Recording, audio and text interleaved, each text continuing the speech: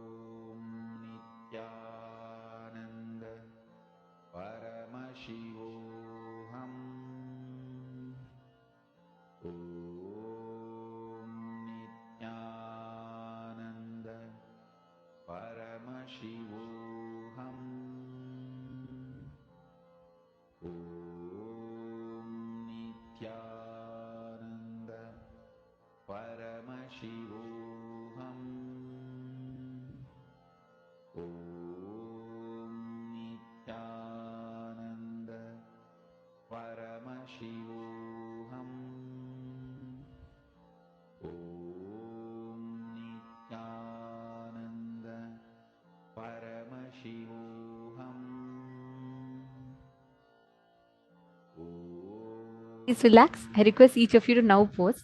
So I request each of you to describe the taste of it, the feel of it, the sound of it, the smell of And it. smell. Yes. So whatever you are able to experience through all your senses, take a moment and please post it in a chat. This time you can't guess. Do not guess. Don't try to use your logic. Just see whatever is coming, just post it. What is the feeling you're having in your mouth? What is the smell that you're actually experiencing? Many times, I still remember once when I was doing the power of reading through the third eye, the object. So we used to have various different ways of manifesting. So to train me, there were like different objects that were kept in front. And one of the kids, so I was blindfolded, and the person who was my partner, so that kid, she was actually having a bottle. It was a black color bottle, and inside that she had actually filled buttermilk.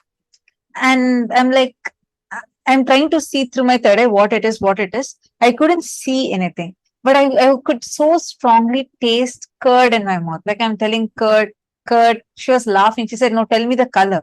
I said, "I'm not able to see anything, but I very strongly experienced the taste of the curd."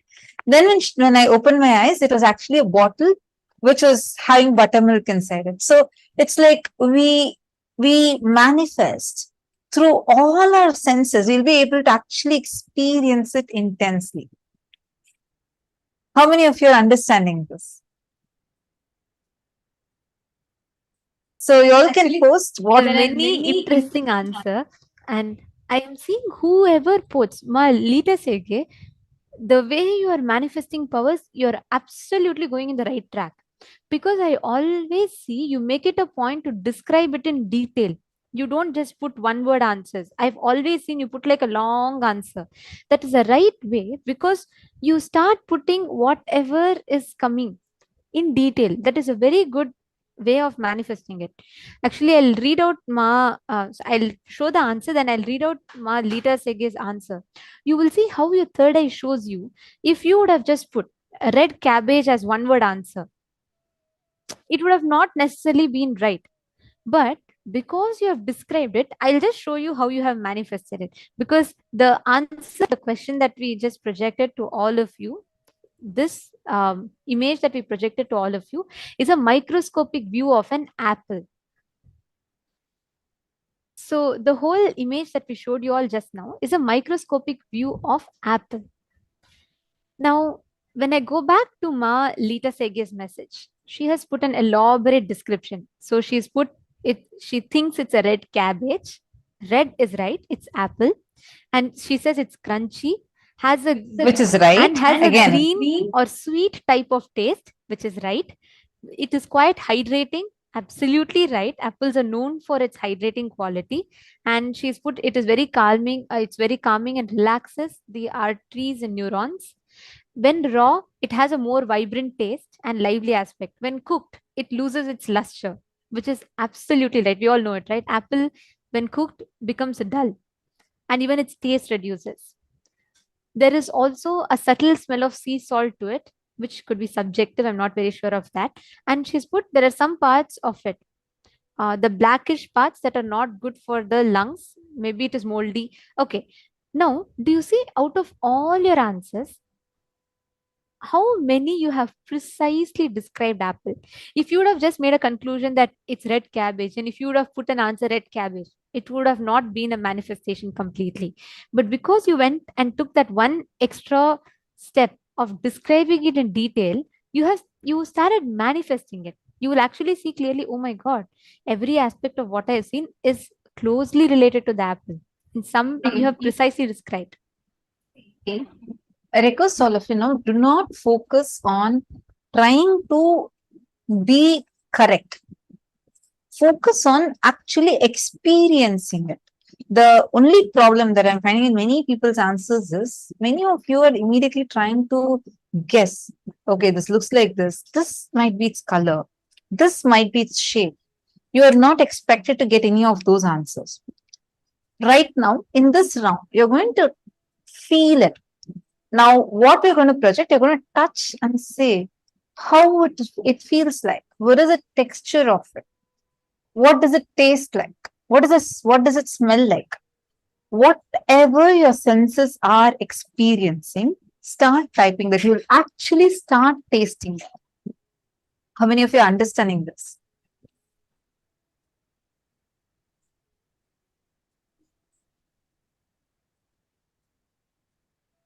Yes. So actually, I want to share my experience how I manifest this power. So when Swamiji was training us to manifest the power of third eye reading, Swamiji showed one video, gave a video to the Gurukul principal, Madhve, a video where kids from different backgrounds, like from different religion and sector, they were reading the book using different senses. Like this one kid, she smelled the book and she was able to read. There was one kid who was just touching the book and he was able to read like literally one page of it. And there's one kid who kept the book on the ear, like almost like a cell phone. Like you need to keep, like for you to hear a cell phone, you need to keep in your ear. So she kept the book on her ear and she was able to read. So Swami is like, my bars can surely do this, so you can train them on this. So first they tested me. So first when I closed my eyes, it told, do not limit yourself only whatever Swami is showing. It can be anything. So then after that, I told her, okay, ma, let me manifest the power of through touch I read. So basically, I sat on the book and I just kept one of my hand on it and I was able to read it actually. In a page, I was able to read one page fully. And this demonstration I did in front of Swami Joseph, in front of many participants, and they were completely, I don't know, they were completely awed because one thing, I was blindfolded.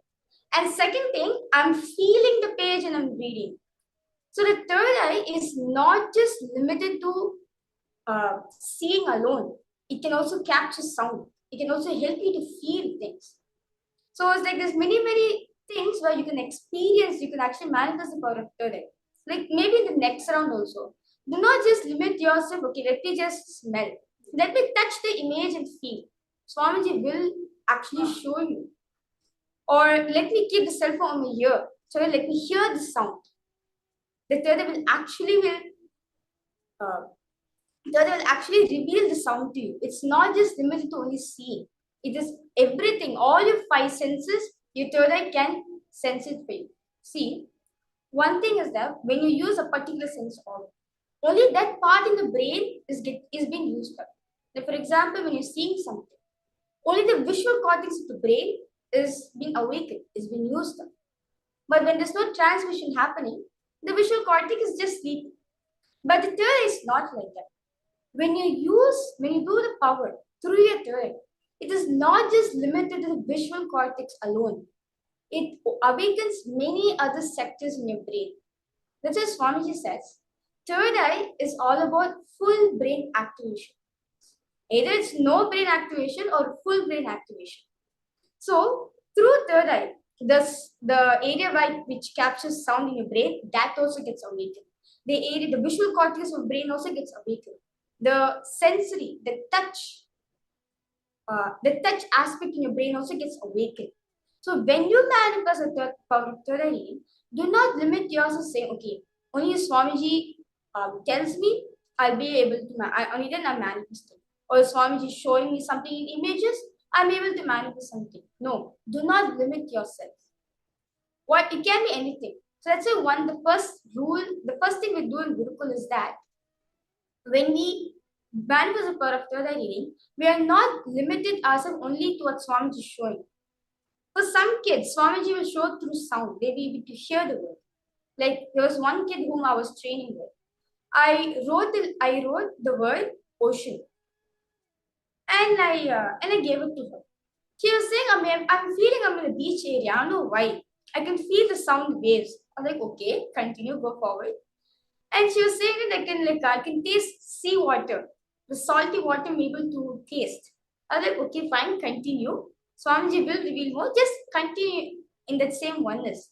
And then within few minutes, she said, I'm able to see ocean. So this power of synesthesia is nothing but you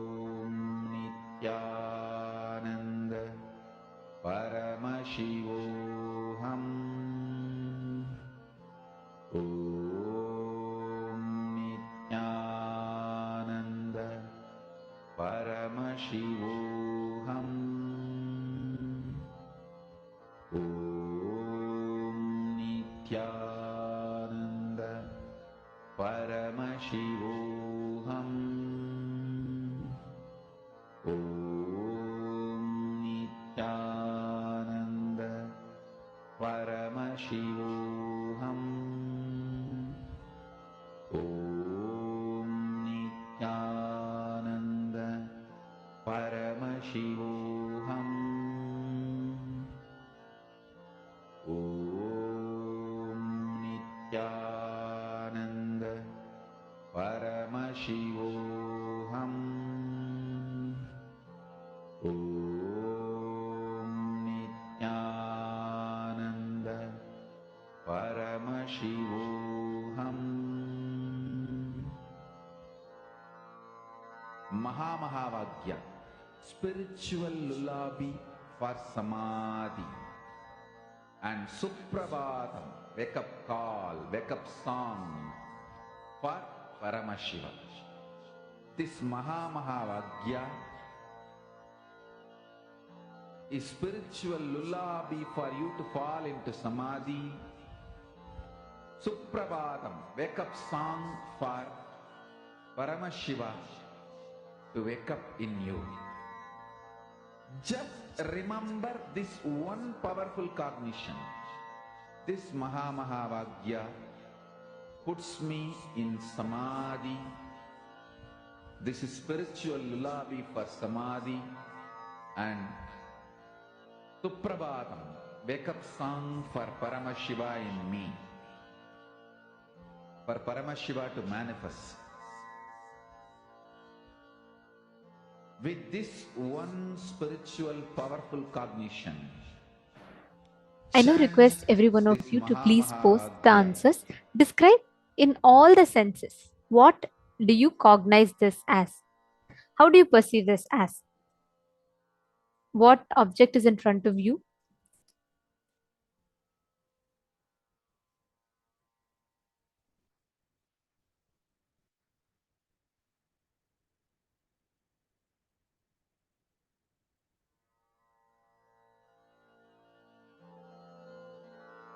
Mahamahavagya, spiritual lullaby for Samadhi, and Suprabhatam, wake up call, wake up song for Paramashiva. For Paramashiva to manifest. With this one spiritual powerful cognition, chant this Mahamahavagya. Okay, I see different people have posted. Come on, every one of you post it in elaborate detail. Whatever you saw through the third eye, you're going to go ahead and describe. In the male participants room, can I request every one of you to participate? All the male participants, the male bodies that are here. Srinivas up there, you should go a little bit more detail. And Everardo here, seeing some golden letters. Okay, see, Everardo here, describe what taste you experience when you actually see this. What is the taste that you experience? Lauren there, very good. Okay. Okay, I'm going to now be sharing the answer with you all. The picture that we projected for you all is a close-up of ice. It's just ice cubes. It's just a very zoomed in picture of ice cubes.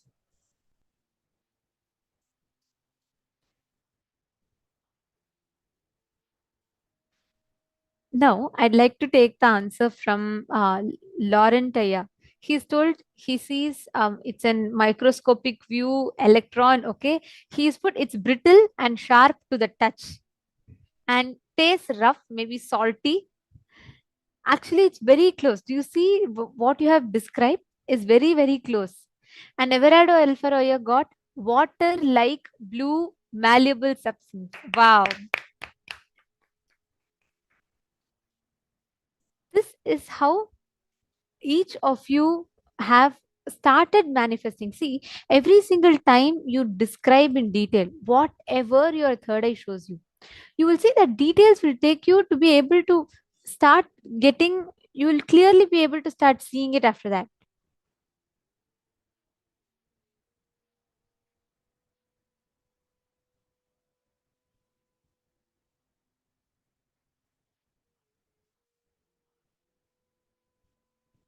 I'm just reading the different answers. Oh, Ma Marwa has posted, she's posted near mountain ice. Wow, very nice. And I'm also saying many of you have started manifesting it. Understand? You should not expect you should get it like spot on the first time.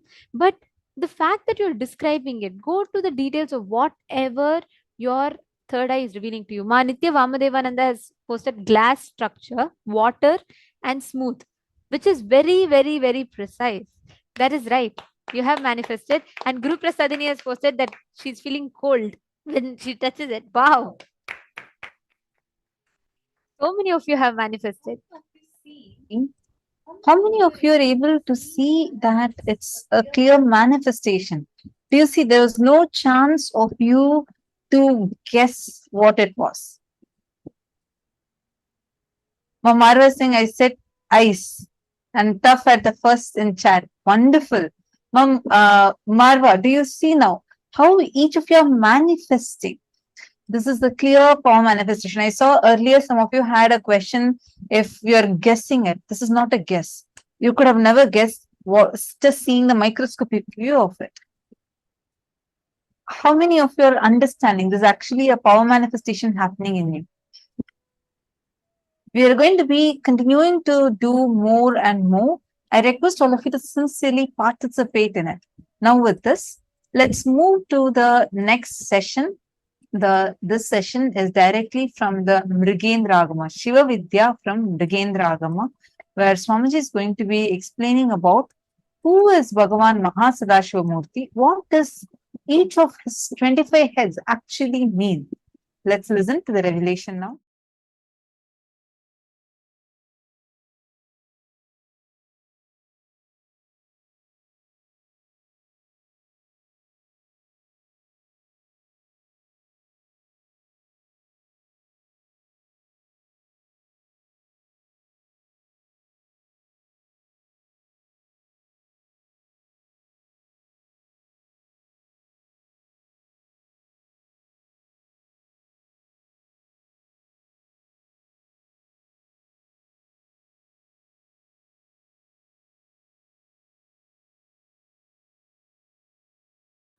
I'm going to introduce some of the fundamental sacred secrets.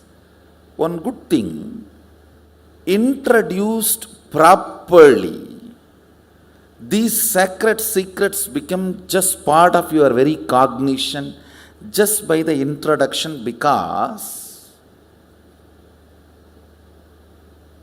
they are real. Give me little friendly ear, that's all I want. I commit with you, I'll make the cosmos into your experience. Fundamentally, few understanding. Please listen. You are made of the same material in which Sadashiva is made. In Sanskrit, the word dhatu is used. You cannot literally translate that word. The word has no equivalent English word. So I am creating my own word, Sadashiva wax. I am just trying to map that word dhatu into English. There is no equivalent word. Lot of Agama words have no equivalent word in English because the concepts are too big.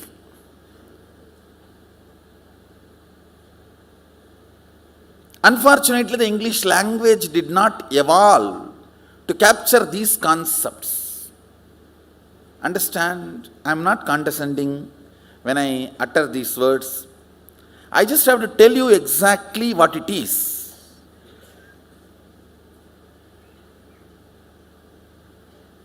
So upfront I want to tell you I am not condescending, and I neither have a superiority complex nor have an inferiority complex.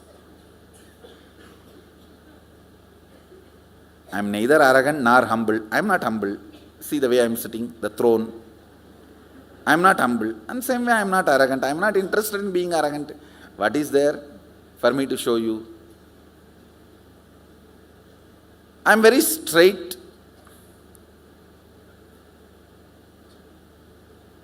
So please give me a little friendly ears so all these great truths I can transmit it to you in a very straight way.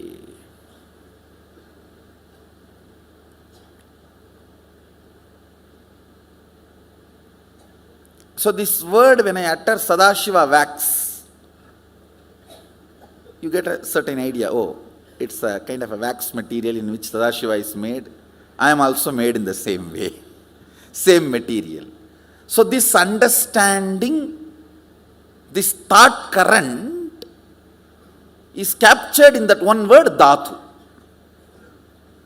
Mahadeva uses the word dhatu in this to explain this thought current. So I wanted the original Sanskrit word to be introduced. Reason one, so I will not forget it. Every time I will repeat. Second, when I give the original verse, you will find this word as a key word in the original verse. You are made of the same material in which Sadashiva is made. Mahadeva says in Mrigendra Agama, as my own extension, when I decided to become many, to celebrate my existence, I manifested whatever is experienced as reality. Let me repeat. Listen. When he decided, I am using the word he so you don't feel offended, but it's me, I. At least when I am teaching you this truth, I am simply radiating, only then I can put me in you. The me in me is only sitting as me in you. These two only is talking to each other. Understand, I can only talk to me and give my understanding. I cannot talk to anybody else and give my understanding. So the me resides in this as me, is residing in all of that as me, so that me, through this me, talking to me. And now I am telling you, please understand, Mahadeva is very clear. Even when you are struggling to realize his existence as you, he is you. Understand? I am repeating. Even when you are struggling with your self-doubt, self-hatred, self-denial, to realize you are Sadashiva, even during that period, you are Sadashiva.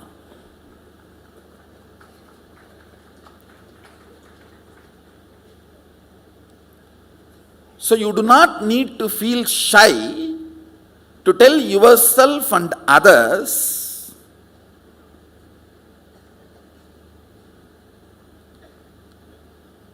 you are made out of the same material wax Sadashiva is made. Listen carefully.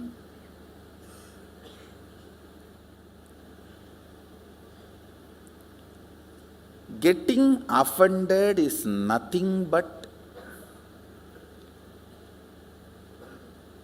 you so strongly believe you cannot become Sadashiva, because you cannot become, I also can't become. Because I have become, I strongly believe you can become. Because you can't become, you strongly believe I have not become.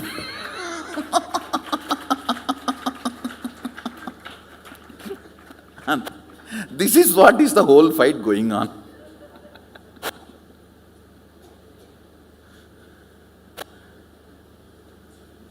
The first truth I want you to understand, you are made of the same wax in which Mahadeva is made, Sadashiva is made. Second, see, I am taking you step by step because I am going to give all the original verses. So you will find whatever now I am telling, like a verse 1, verse 2, verse 3, he is giving a very beautiful, how to teach a beginner. So I am not jumping. And even if you think, oh, I have heard all this from Swamiji already, it's okay, listen once more.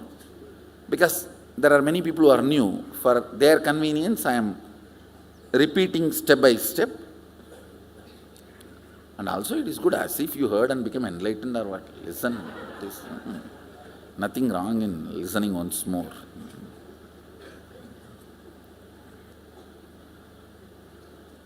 So till you become enlightened, listen again and again and again. That's all.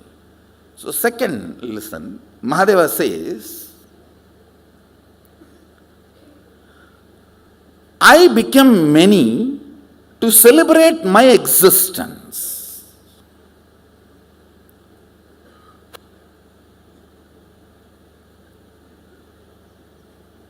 You become many only to celebrate your existence. Anywhere there is no celebration in your life, you forgot, you decided to become many. Listen to this interpretation. Whether the zone of your health, zone of your relationships, in any zone of your life, if you are not celebrating your existence, you forgot, you decided to manifest that. You decided to project that. Because this is too important, understanding you need to have.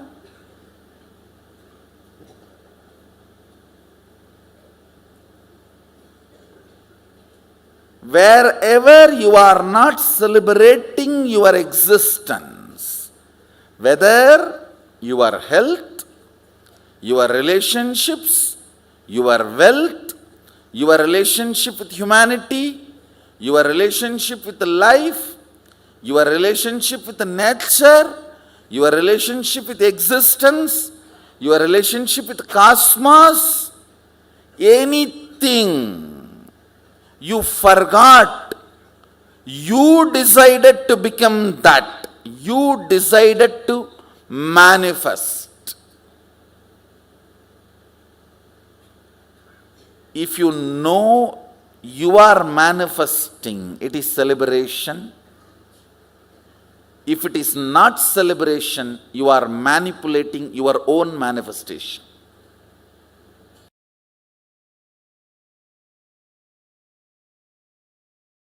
I am going to introduce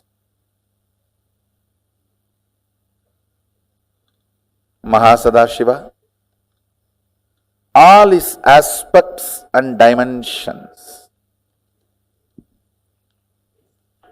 Even if you don't intellectually catch it, it's okay. Just sit. At least let your intellect knows he is beyond your intellect. Even that is also in a way catching it. Knowing that you can't know it also is in a way knowing it.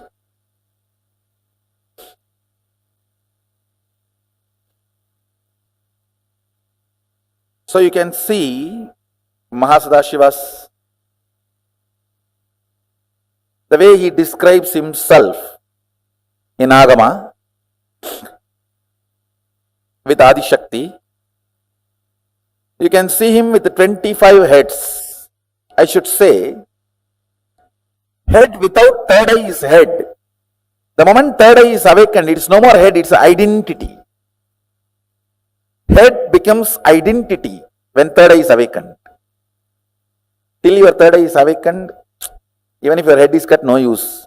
Nothing is lost. Because nothing worthy is there in the head. Once the third eye awakens only, you become an identity. So, because your existence is needed. Your existence is needed for you, for society, for humanity, for the universe. Till third eye is awakened, your existence is nothing more than this animals in the slaughterhouse. People look at that only as a next day meal. It's not looked as an animal. Of course, that is not right. That is the next. So you can see him having 25 heads. First layer 9, second layer 7, third layer 5, fourth layer 3, last layer 1. Listen, actually this 25 is not number 25. It is just countless. Any identity is part of Mahasadashiva. Then it is zillion or zillions and zillions. It's countless. Listen, first unit, length, all of you understand. Your logic. Breath, your visualization or emotion, heart. Understand, as long as there is only length and breadth, only these two exist. But when the length and breadth gets matured to depth, not only depth is born, in depth there are many other things born. Listen, when there is a water and land, these two are separate two units. When the water and land gets mixed, not only the fertile land is born, in the fertile land multiple things are born. How many of you are catching it? That multiple things in depth, when the length and breadth operates, the first thing starts is Shabda. Shabda. In depth, length and breadth crisscrossing. Your visualization and your logic crisscrossing. In depth manifests Shabda. Like one man, one woman becoming husband and wife and living in a home creates Shabda. Man is length, woman is breadth, house is depth. It is not just length, breadth, depth. Now the side effect starts. So that is why from the head of the depth, the multi-dimension starts. The next second layer is not called second layer, multi-dimension. Listen, because in that Shabda head, it is not one head, it is inclusion of length, breadth, depth together. So how many heads? So 4 put together is represented by one identity. Length, breadth, depth. All these are unit dimension. This is called Tattva. Unit. Listen carefully. Just now you all understood. This Shabda head. This head. All of you are able to see the Shabda head. That is 4 in 1. Am I right? Which is not. Listen carefully. To give you the first initial understanding, I told that is 4 in 1. Now listen. Length is 1. Breadth is length, breadth plus breadth 2. Then depth is length 1, breadth 2, depth 3. So how many? When the depth is 6, how can Shabda be just 7? How many of you are understanding? Listen. So now, 1 length, 2 breadth, 3 depth, put together goes into multi-dimension. So it is not 4. It's how many? Let's calculate. Length 1, breadth 2. So how many it becomes now? Plus 3 of the depth. So then 6 plus the 1 shabda, which is outcome of this 6. So how many? Shabda is not 1. Shabda is how many? 7. Listen. 7 plus this 3 plus this 2 plus this 1. How many of you are getting? So what is the Shabda number? When you look, 13. When you look superficially, how it looked? No, first 4. 1 layer depth. When you look, how it looked? 7. 1 more layer depth. When you look, only where it is coming. So the Shabda head is not 7. You see how he describes, when you look in the front, 9 faces appear. When you look in the side, again 9 faces appear. When you look in the back, 9 appears. When you look this side, 9 appears. Then it is round pyramid structure. 9, any side if you see 9, it does not mean 1 layer has only 9. Understand? Come with me. In this calculation, I am teaching you depth. How universe multiplies. How life is multiplying. Shabda. Tell me now. Length is 1. Length 1. Breadth 2. Depth 3. So in depth, how many heads are there? So now, this gets into Shabda, where Shabda, when it is, see, till your child is born, he is part of both of you. The moment he is born, he is one independent entity. The moment Shabda is born, he is independent entity having all. Length 1, breadth 2, depth 3 as part of him. Because he has become independent, he himself has 1 more length, 1 more breadth, 1 more depth. Everyone is catching? So it is not plus, it is multi. Universe is multi-dimensional, not universe. The word is itself is too small. Multiverse is the right word. Now, when time is added to the length, breadth, depth, the next dimension, next unit is time.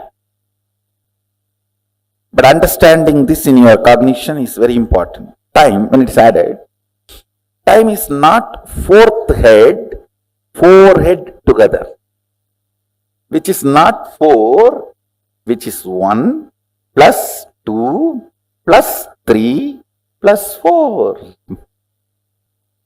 Because time is born now, it is 4. Now, when the time and Shabda gathers, forms Nada. Nada means defined sound. If the time, with the time when it forms rhythmically, it is called Nada. Shabda is wild sound. Nada is language. You understand the difference? Shabda is wild sound. Nada is language. Shabda is wild river. Nada is embanked canal. Nadakala is pure drinking water.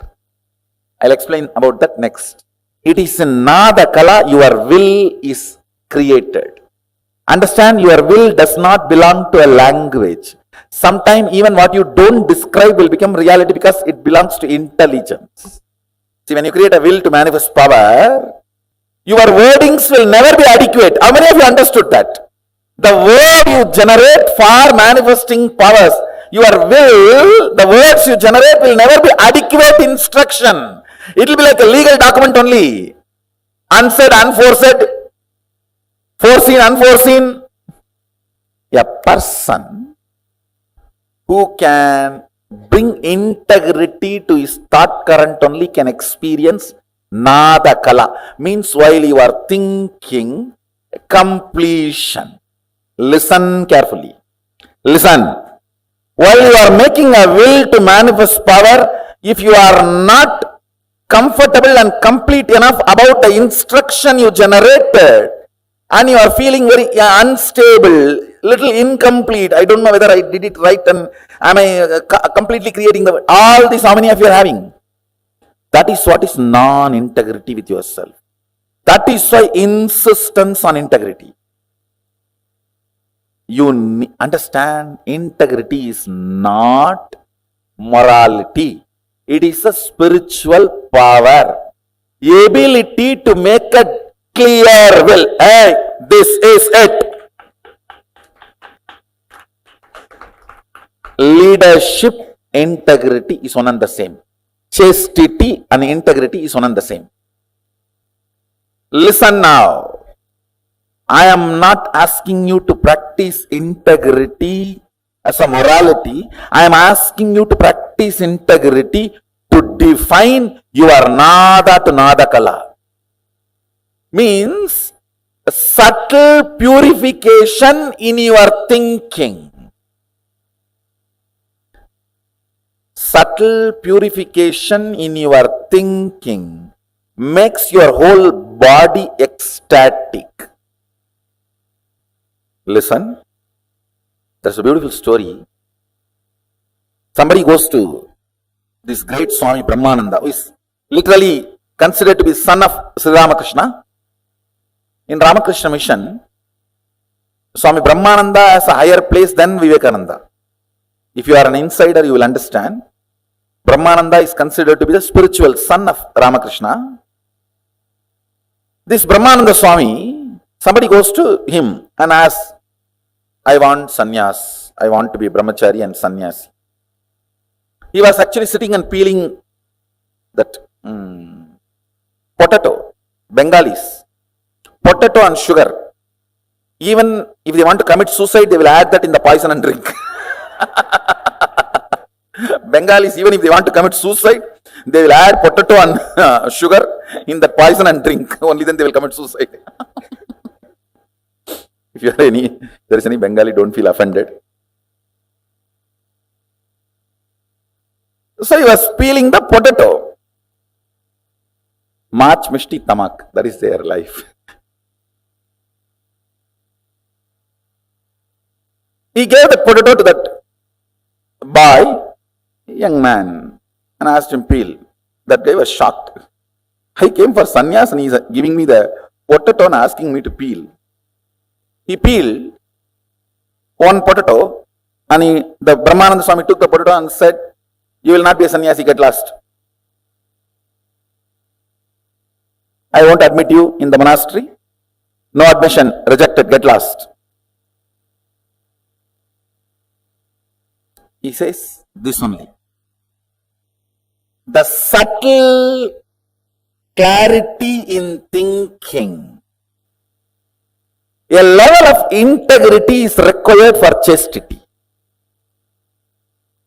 Sometimes my administrators who work around me, I'll tell them, the person would have done a mistake in accounts department. I'll say, hey, she's not chaste. He is not a brahmachari. There's a hole in the pot. He cannot be sannyasi. They will think, how can I make such a big observation for some 30 rupee, 40 rupee accounts missing? It is not what has happened, it is from where it has happened. The Nadakala. Understand, this whole detoxification is to raise your Shabda to Nada, Nada to Nadakala. To bring you more and more integrated to your thinking. That's all, nothing else. What you want, if you can tell yourself, you can get it because you are Mahadeva. Understand? Length 1, breadth 3. How many of you are understanding? It's not 2. It is 1 plus 1 plus this one, 3. Depth 1 plus 3 plus what? 3. 1 plus 3 plus 3, 7. Because the moment depth is born, that is 3. The moment child is born, you can't keep him as you want. Because he is born out of you does not mean he will be under you. You always have this stupid thing, equating him also as equivalent to you. No, he is both of you put together and his own craziness. You never value his craziness. Understand? That is why you are shocked when you see his craziness. So now, what about time? You yourself calculate. 1 plus 3 plus 7. So what is the number? 11 plus 11. Because the moment time is born, it has all the identities of this 11 into it. Not even 11, 12. Because time is its own independent identity. How many of you are catching? What is space now? No, actually you will have to visualize clearly. 1, 1, 1, 1, 1, 1 and count. By the time coffee has come to mind, no, come back. 1, 1, 1, 1, 1, 1. I am not confusing. I am making you guys understand the futility of your mathematical length. I am just making you guys move to the next level. How many of you are catching what I am saying? It is not pyramid structure. It is living identity structure. See, again it is gone. Tell me, like, now you are in the time zone. What all you can experience? The very depth of the time. Lengths, all the things. Breadths, length and breadths. Depths, length and breadths and depths. Lengths, breadths, depths and time in time. Listen, I am not confusing you, listen. Length of the length and length of the breadth both exist in time. Length of the length and length of the breadth and length of the depth exists in time. How many of you are catching? Because now time is born, the length of the time. How many of you are understanding? You may think, why should I know all this? Because, listen, even all this being informed to your depth, you will play with the powers very properly, and you will know if at all you are stuck somewhere where you are stuck, and you can just clear it. Now listen to one line. How many of you think Shabda is totality of length, breadth, depth? From that Shabda appears. Listen, yes, it appears from length, breadth, depth, no doubt. So you will put the totality of length, breadth, depth to Shabda, but it cannot exist without space. That is why multi-dimension. Anything in multi-dimension may be generated from some of the unit dimension, but it cannot exist without all the unit dimensions cooperation. How many of you are getting? So all the unit dimensions have to be present in even the first of multi-dimension. Understand? I am teaching you the tattva, unit of the cosmos. Can sound, shabda, exist without space? In length, breadth, depth, it will be generated. But it will die the moment it is generated. Only if the space, it can hold it and keep it alive. Without space, can the sound be kept alive? Then, without space, the word I utter here, sound I utter here, it will die here. It will never reach your ears. It reaches your ears because there is a space. How many of you are understanding? So, multi-dimension means all the unit dimensions have to be present there. Multiple dimensions means all the unit dimension and multi-dimensions have to be present there. Now calculate. You are contemplating on Mahadeva and his glory. Understand? Only when your logic understands, it cannot capture. It allows the breath, emotion to open up, devotion to open up. When your devotion also understands, I cannot capture it. Your depth opens up. Your depth says, where am I to grasp him? Then your time opens up. Your time, when it goes crazy, the space opens up. The space only creates oneness.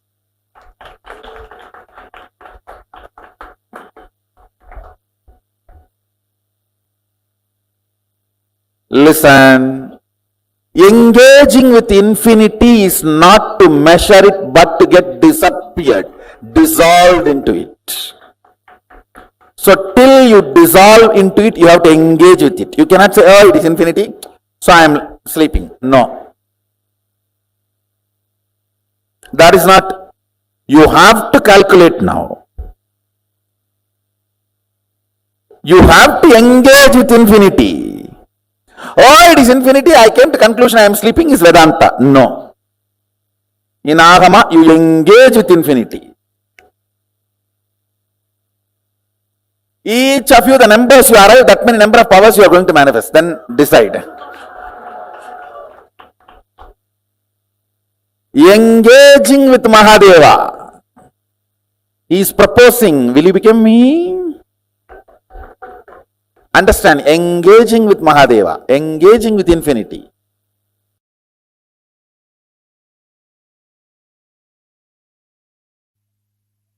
Now I will complete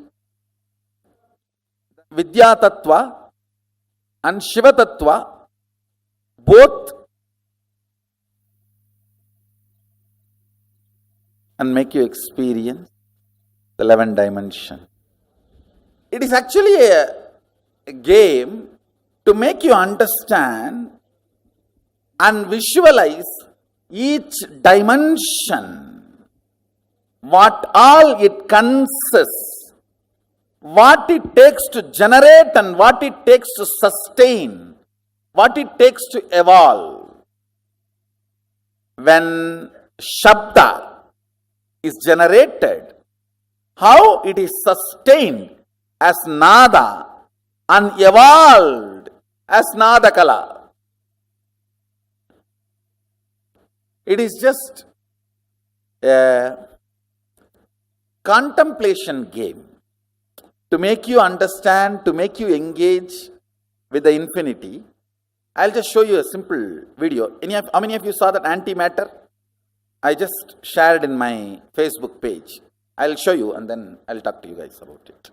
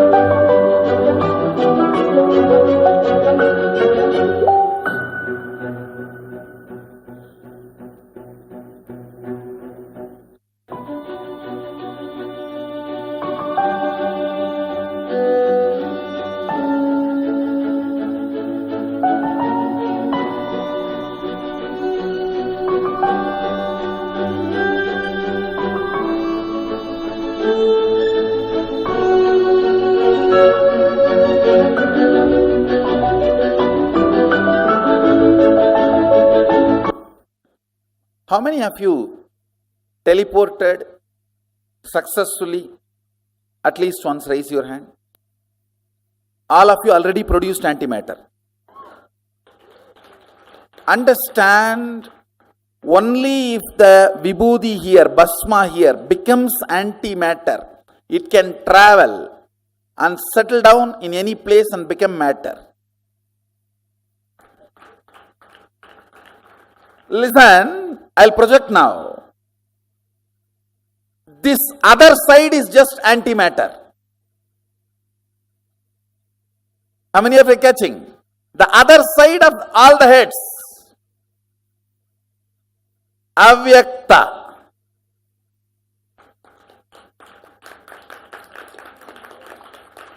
Understand? Now I have given one side. The other side is avyakta.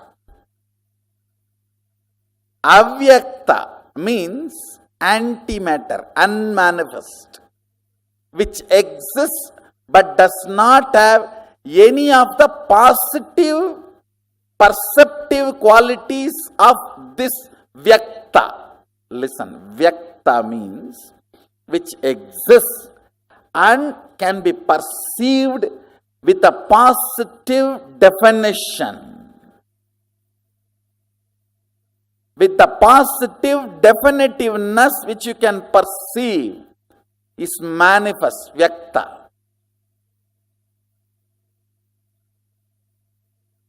I know, many are thinking, anyhow, vyakta itself I have not understood, forget about avyakta.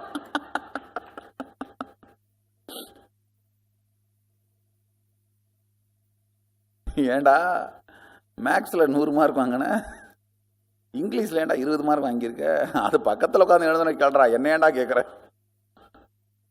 Means one father is asking his son, in maths you took 100 mark, why in English only 20 mark? Father, you should ask that to the fellow who was sitting next to me and writing the exam, not to me.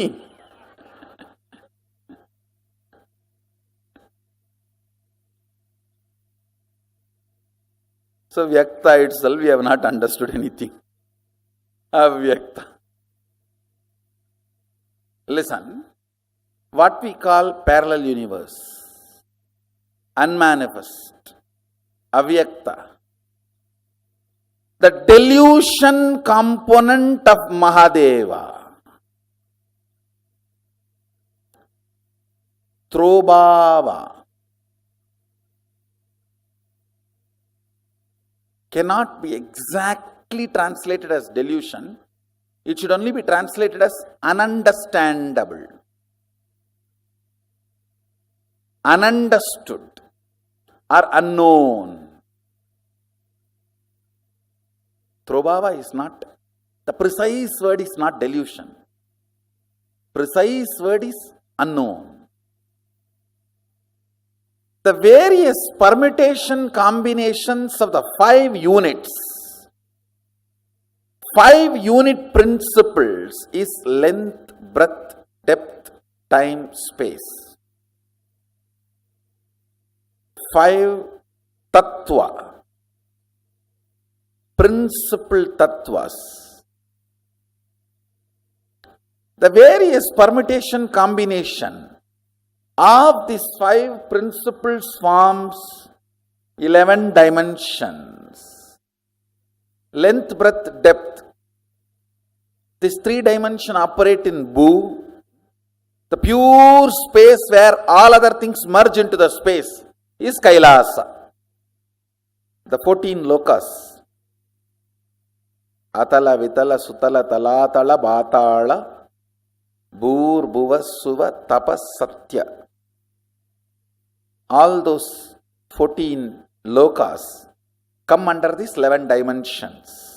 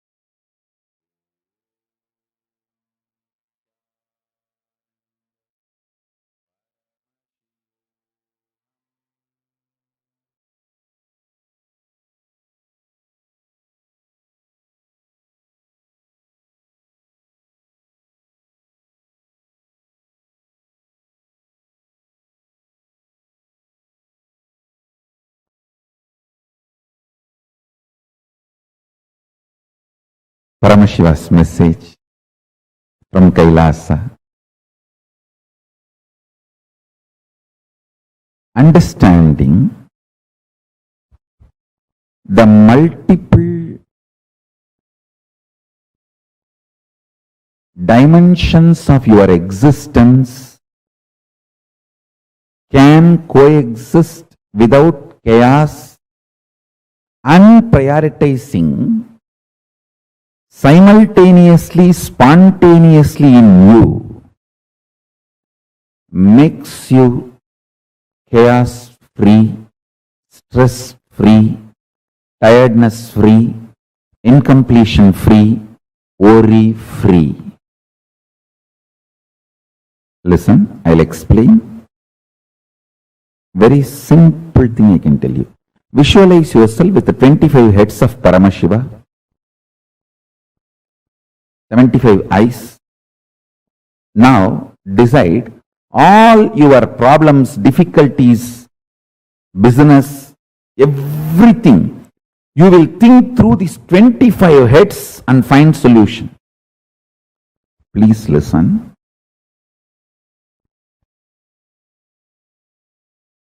These visualizations like 25 heads of Paramashiva, 75 eyes of Paramashiva, 50 hands of Paramashiva, all these expands your conscious elasticity.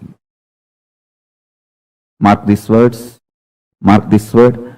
Conscious elasticity means capacity to conceive larger ideas, ideologies, principles, theologies without getting broken or damaged, feeling consistently all the multi-dimensions of your existence and the cosmos is organized, centered on you, your consciousness. Listen. If you feel in the waking state who you are and in the dream state who you are is absolutely unconnected and not even able to have connection, be very clear, it means you are highly stressed and almost broken inside.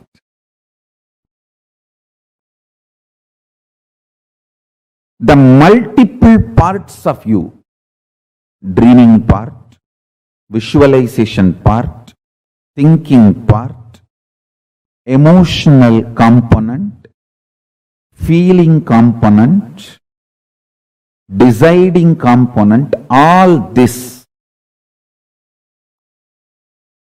if it is connected in sync, synergic,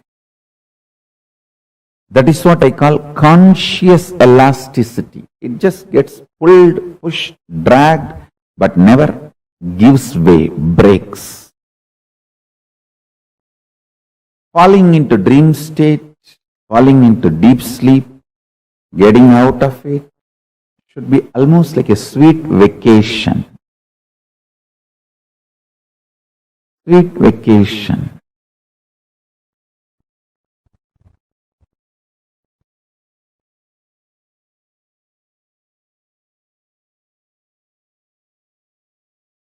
Conscious elasticity. Your ability to be in Nirvikalpa Samadhi, absolute unclutched space, and your ability to be fully, passionately involved with the life,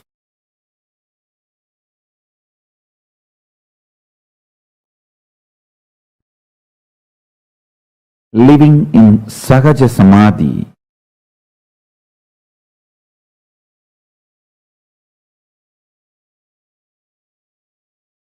first, it is possible.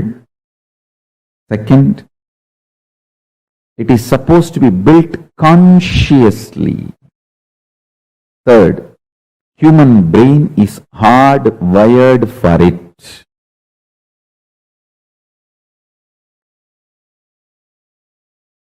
Children should be taught that they are capable of this from the beginning.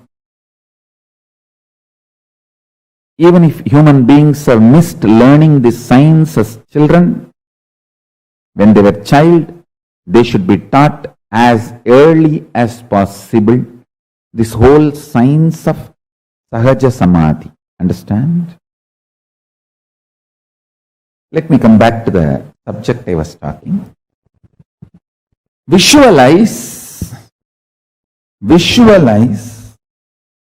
you with 25 faces. I tell you, every day you are also doing all these 25 actions. You are creating something, you are maintaining something, you are rejuvenating something, you are pulling yourself out of delusion sometimes, you are liberating yourself sometimes.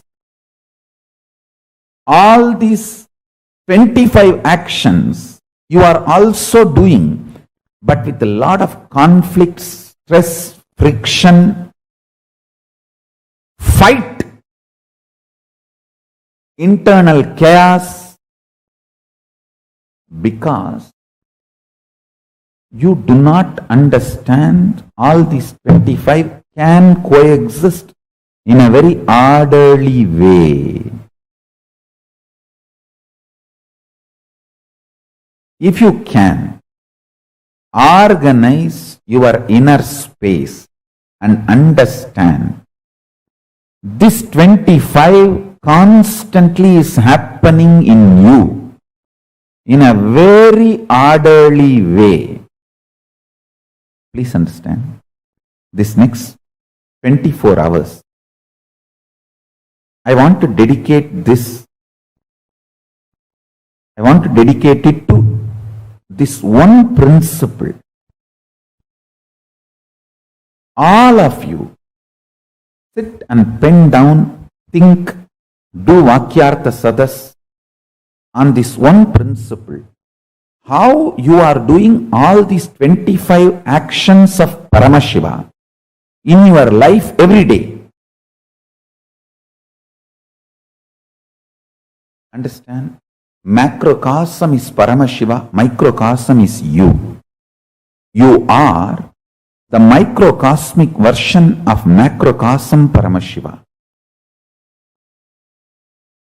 Brahmanda is in Pindanda. Brahmanda is Paramashiva.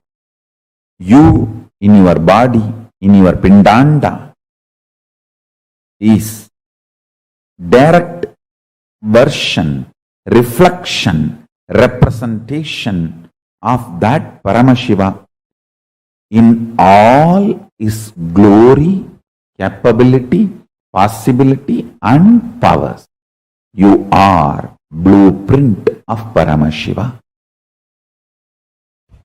Conscious elasticity.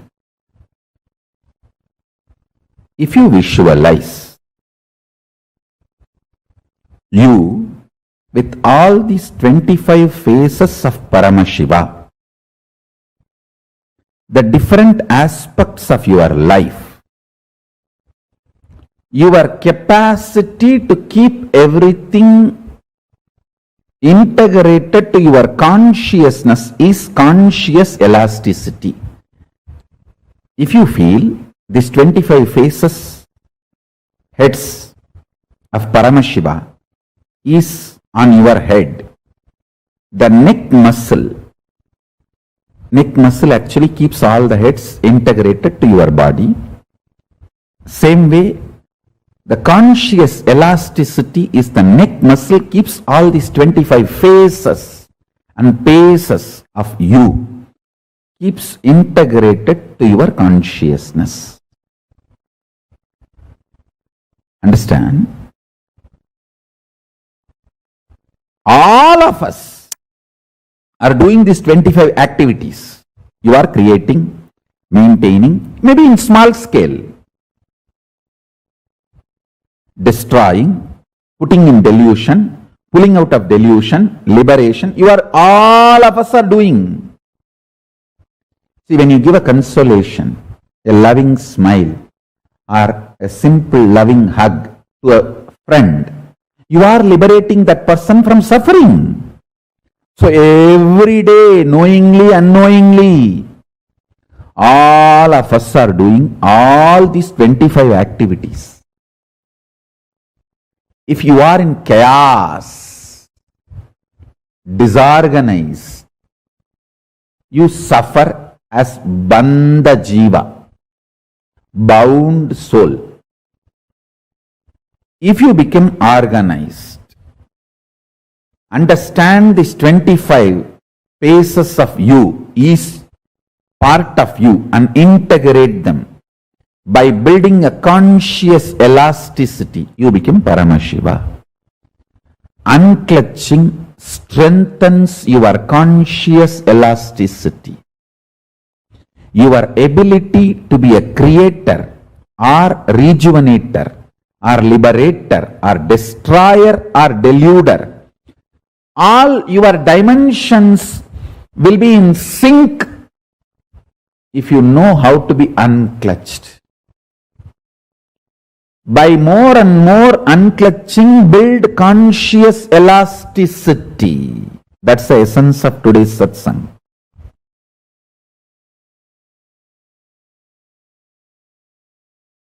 Same way, when we meditate on powerful cognition, our thought current also changes immediately. Mohit Chandani, listen.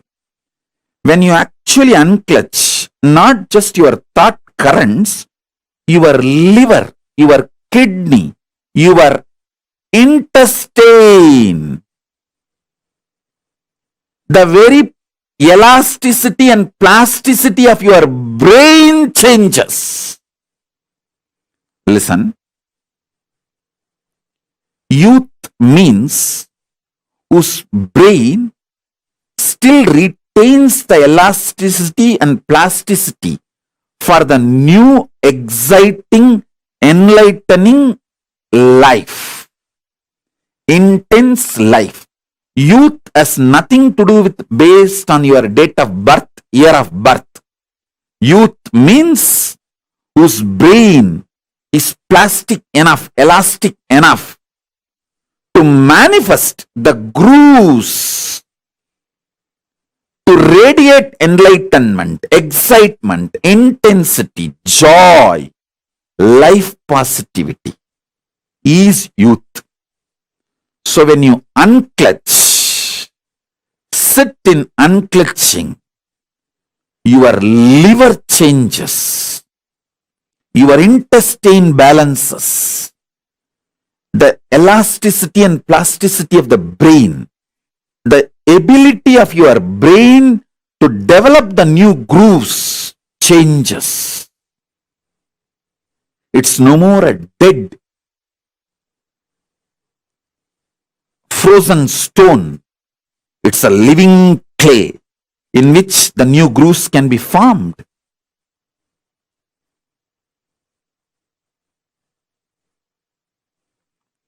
Youth is a person who can get inspired, who can get excited, who can really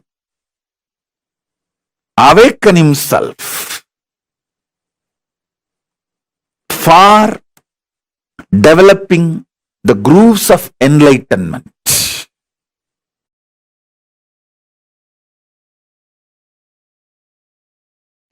Thought is nothing but your inability to cope up with reality. The definition of a thought as per Paramashiva, inability to cope up with the reality. Whenever you are complete with the reality, you just function without something called thought. If you know you are thinking, there will be an incompletion and itching. irritation. If you are acting out of completion, there will not be any thoughts. There will be signals, there will be instructions, there will be orders from your consciousness to you. But there will not be thoughts. Understand? Signals coming from your consciousness, instructions, orders, commands coming from your consciousness to function, to be alive, to be active, to do something is not to be confused with the irritating, itching, confusing, incomplete, internal incompletion thoughts or thought currents. Listen. Thoughts are not needed for the consciousness to own, possess your intra-organ, internal organ and your body and move your life.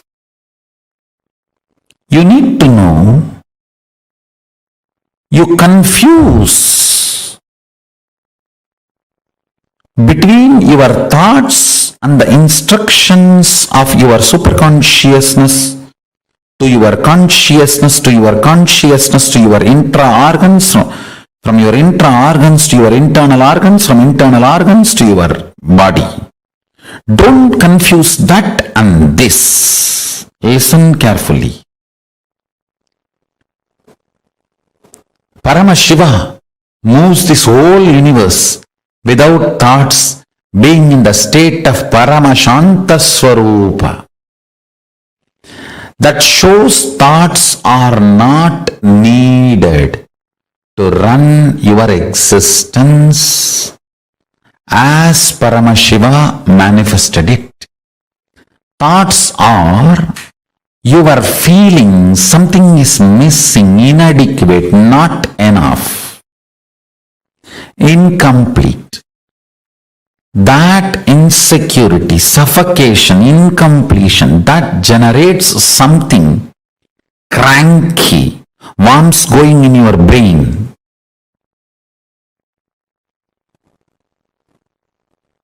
Parasites running in your intestine. That crankiness,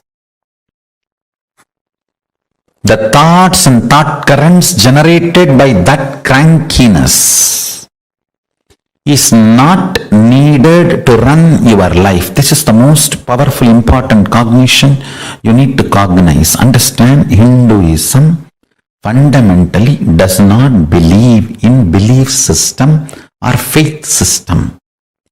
It very clearly explains the methodology of powerful cognition-based functioning system.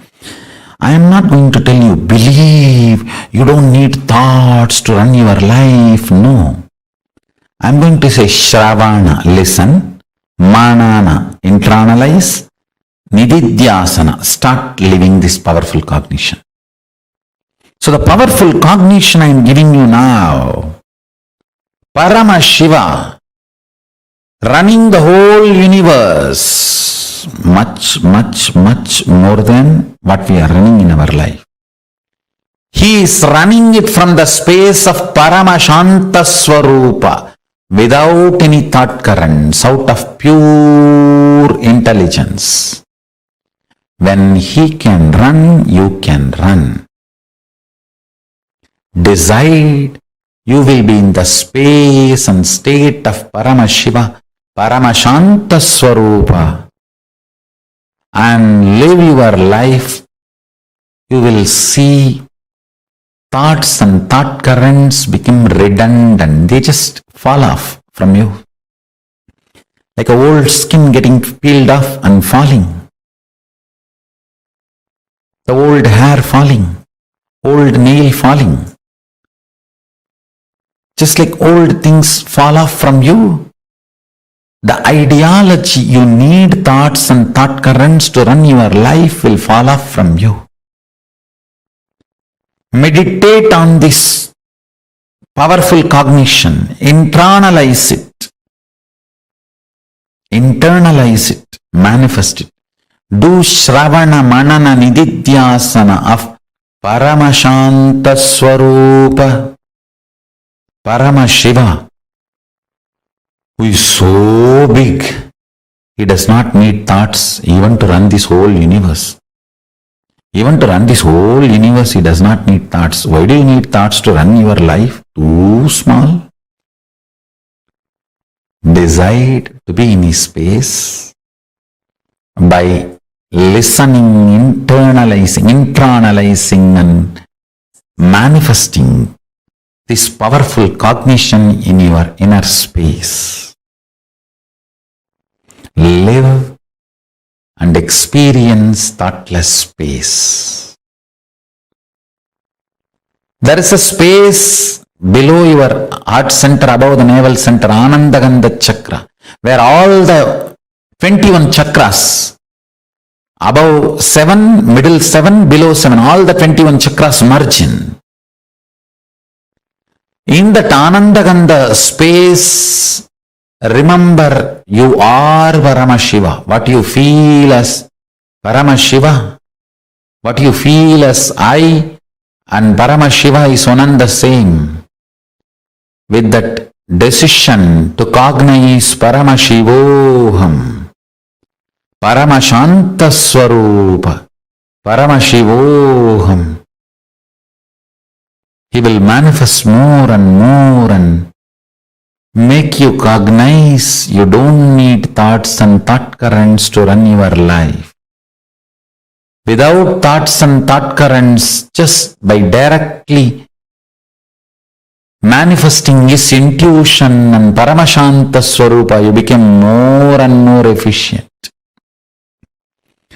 more and more energetic, more and more alive, more and more spiritual, more and more strong, more and more enlightened. Your breathing and his breathing is one and the same. Please understand, this is the real good news he wants to tell you. If you are breathing, he is breathing inside you. Your breathing touches his breathing and comes back. Every time when you are inhaling, goes in and turns to come out, it touches his breathing and then comes out. So where your inhaling breath takes a turn as exhaling breath, that is where he is residing, he is available to you.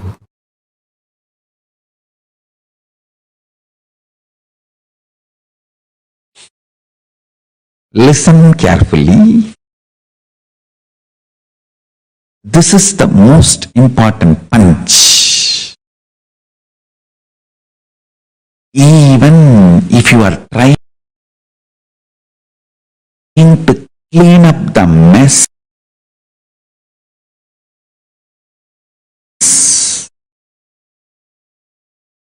created by the reactionary assumption patterns and reactionary assumption lifestyle,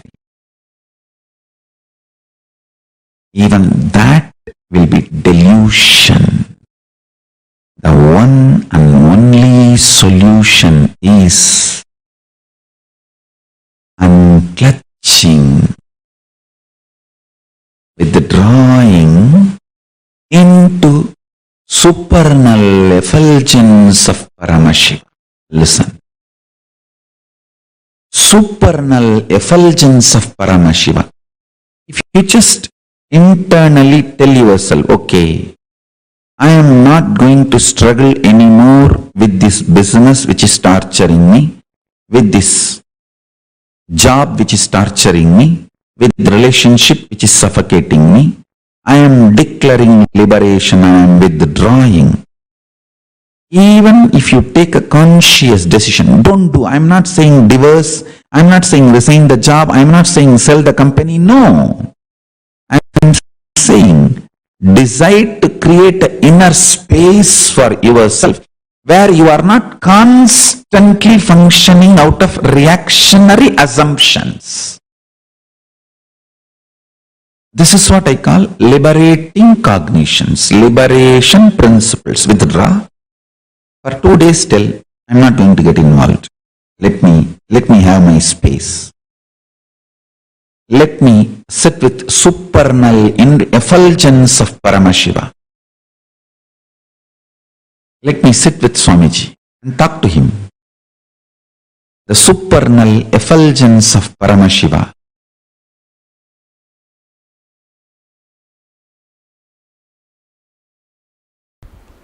From the moment you wake up, the way you wake up, the way you feel about you and life when you wake up, and why you eat what you eat, why you do things what you do in the morning, how you run your life, why you do what you do in the daytime, how you handle you when you are up, how you handle you when you are down, how you handle you when you are feeling you are gaining whatever you want, how you handle you when you are feeling you are failing in what you want. This whole cognitions, the bunch of cognitions, is what is called Swatantra. Right cognitions about you, life, how to handle yourself when you feel what you want is happening, and how to handle yourself when you feel what you want is failing, and how to handle you when you discover what you want itself is what you don't want. What you want itself is not what you really want. What you want, whether it happens or not happens, is called explosion. Explosion of joy and sadness. If you realize what you want is not what you really want, it's called implosion. During the implosions or explosions, how you hold you, the methodology with which you are handling yourself, this whole cognition is Swatantra.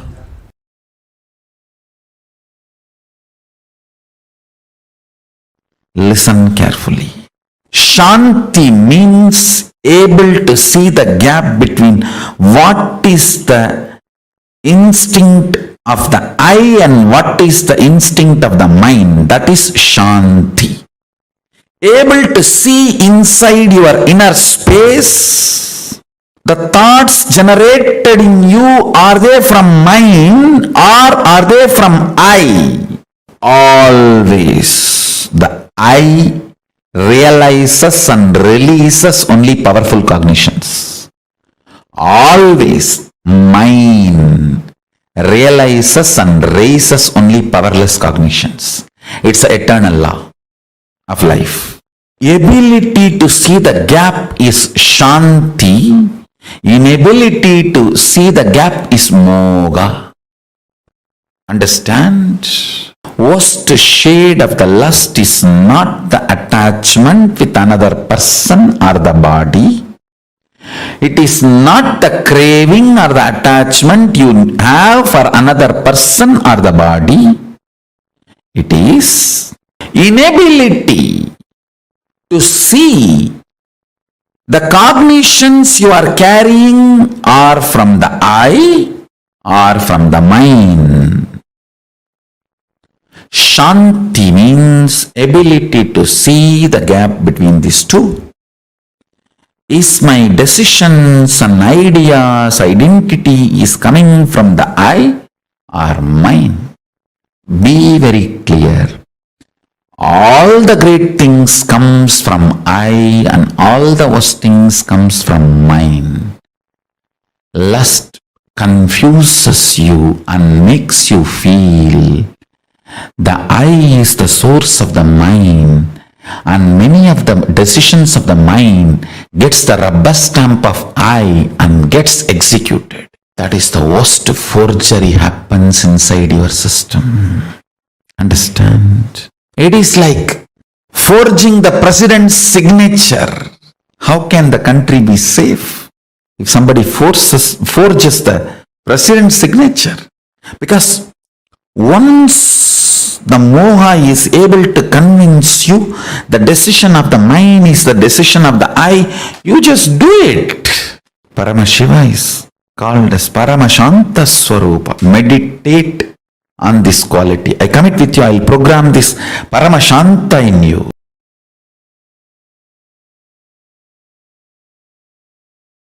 Intensify your inner space through any one of these methods. I'll describe the methods now. Just 5. Continuous, unbroken prayer.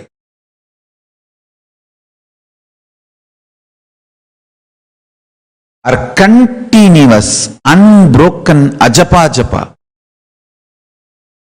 Continuous, unbroken Paramashanta Swarupa Dhyana.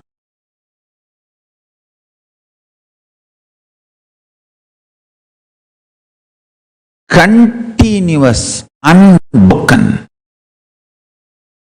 oneness. Continuous, unbroken, unclutching. Understand? I can give some more methods. First, let me describe these.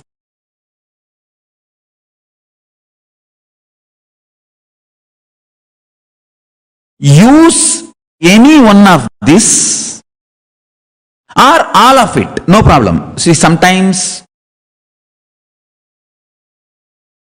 you may feel that prayer is so deeply helping you. Do that.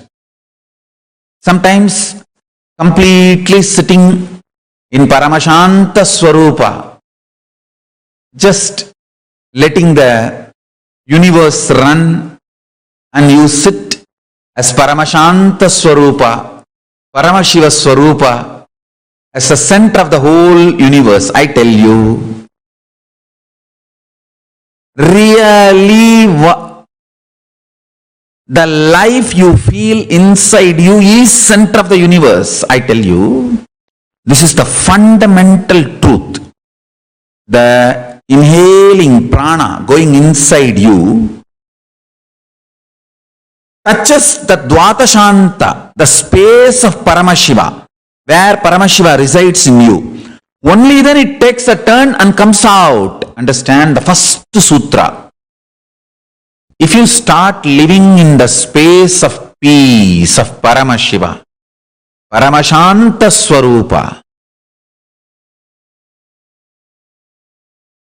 remembering the reality, he breathes, inhales and exhales in you.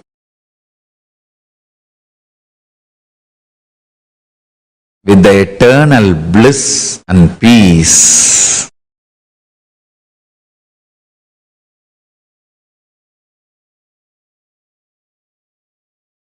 When that becomes Nithya in you,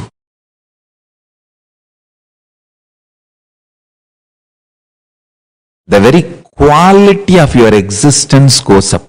See, the taste, what you consider as joy, bliss, that very quality raises.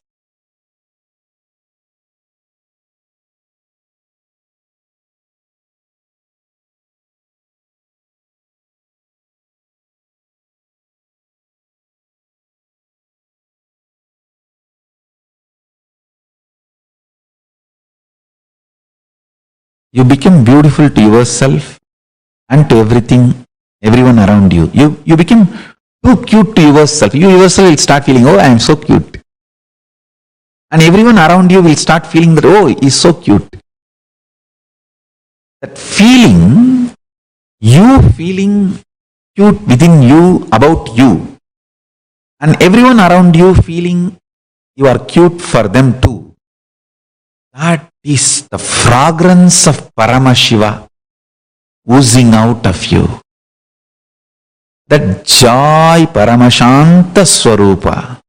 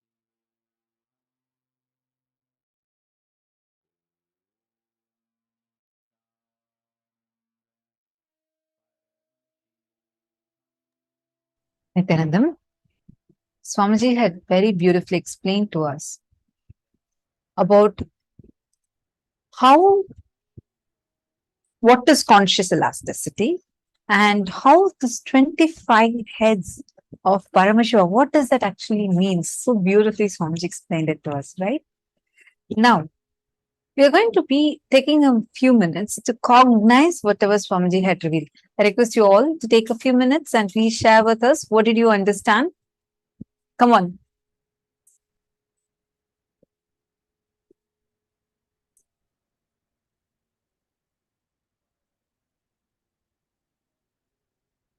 All the participants that are here with us, please take a moment and please post here. What did you understand?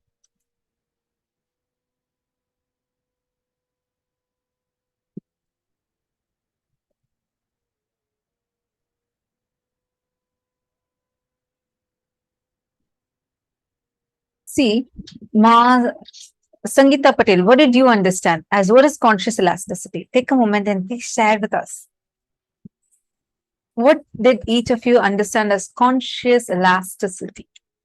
And why is this conscious elasticity so important?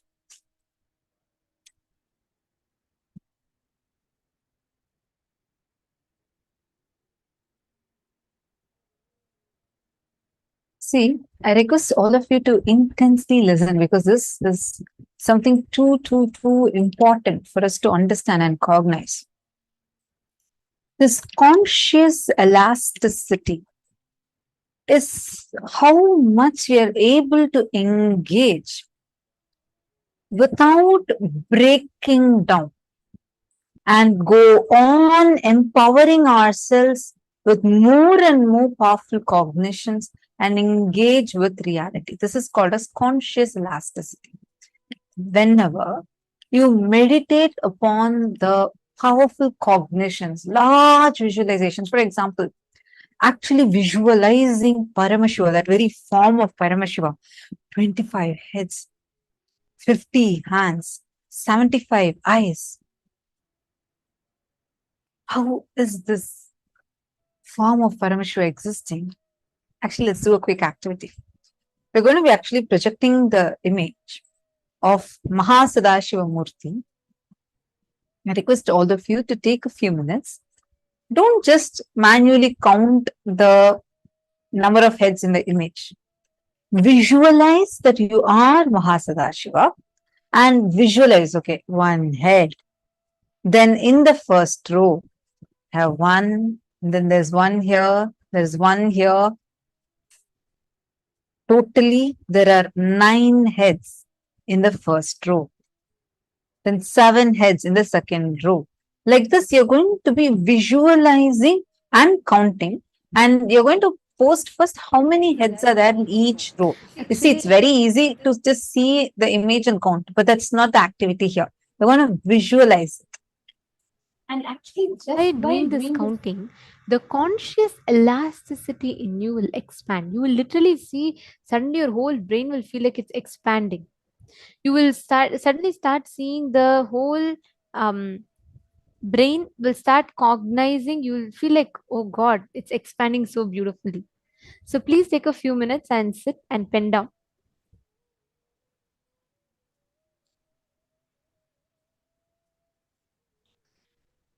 We will be projecting the picture also to all of you, but as much as possible, visualize it consciously. Don't try to you do logically, just visualize it. Mahasadashiva is with 25 heads. So actually sit and visualize how it will be stacked up layer by layer by layer.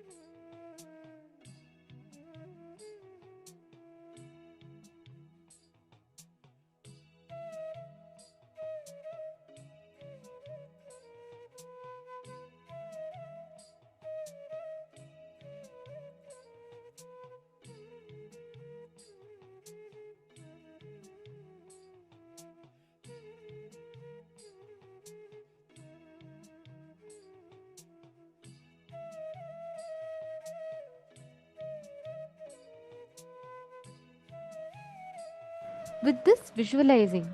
And in the next step, see, even just by you cognizing consciously, grasping the form of Mahasadashiva.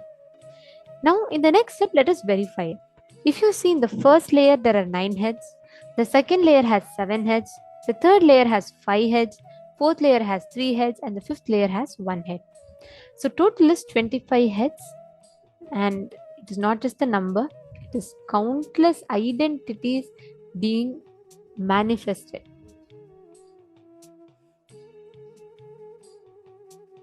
Now, each of us need to cognize and experience this exact truth within us.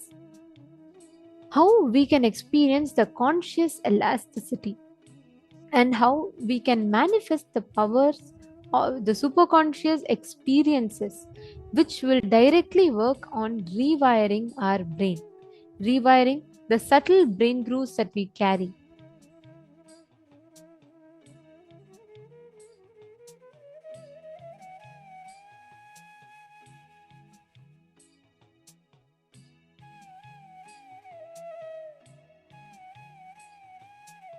Now, let us all enter into the next session where we understand about what is rewiring of the brain and how it happens.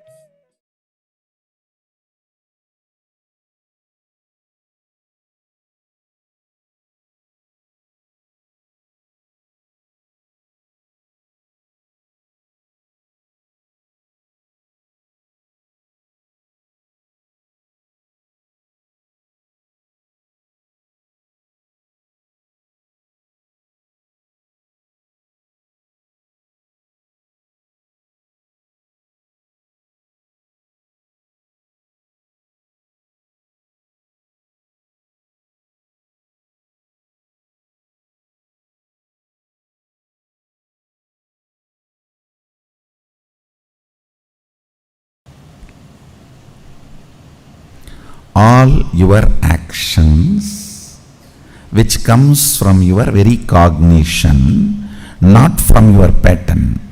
How to differentiate? I will show you. If your actions are celebrated by you when you are up or down, it is the actions from your cognition. If some of your actions are not celebrated by you while you are up and down both, then it is your reaction. Understand?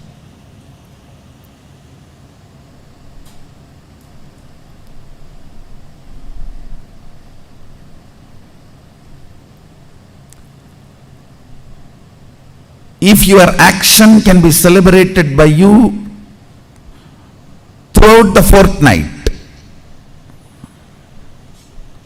it is from your depth, cognition. For women, even one night. It is from your depth. You don't need to wait for a fortnight to go through the ups and downs. That is a blessings in a way, because you have a scale ready-made in your hand. Within 3-4 hours you can find out what you did is right or wrong. Listen carefully. Throughout your ups and downs, if your actions are recognized by you, it is the action from depth. It is not reaction. This is the scale. If your actions are not celebrated by you, it can be even so-called spiritual practice, but it is only reaction. Listen carefully. I am not saying all reactions are wrong, but I am saying all actions are right. Understand? All actions are right, but I am not saying all reactions are wrong. Running away from snake is a reaction but not wrong. Running away from fire is a reaction but not wrong.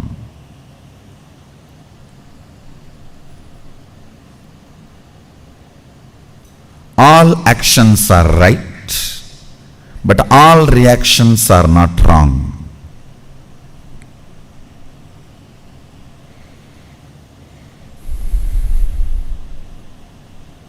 I'm literally rewiring your brain. That is why you feel, oh God, what is going on?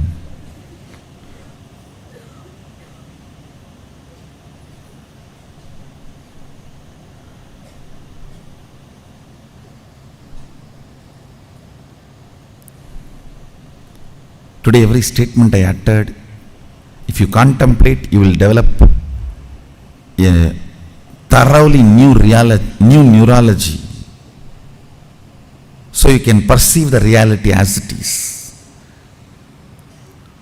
Delusions, Maya, need to be handled with nuclear bomb, not with a surgical instruments. No. It need to be demolished, not surgery performing. No.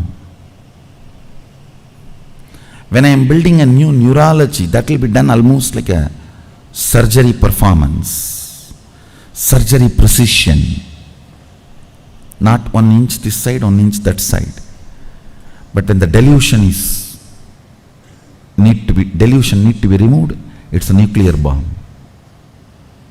Just drop and destroy the whole area. So that's what I am doing. Listen carefully. When you are planning to go cranky, dash, dash, dash, dash, dash, dash, dash, be conservative. Have lot of sensor scales. Is this situation really wants me to go cranky? Is this situation really wants me to go crazy? Is this situation really in need of me getting overwhelmed? Is this really demanding that I should get stressed? Only then things can happen. Understand? Every time you get stressed, you wash your neurology with the pitta layer, which takes almost 2-3 hours of bliss to remove the effect. I should say at least 2 hours of bliss, Shaktipada, is required of one stroke of stress.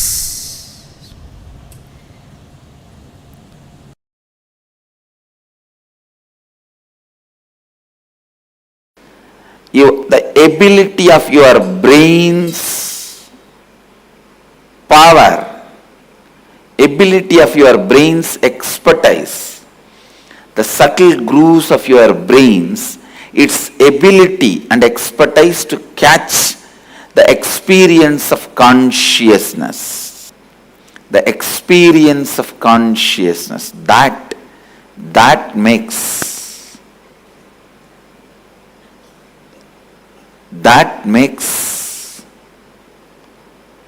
experience of that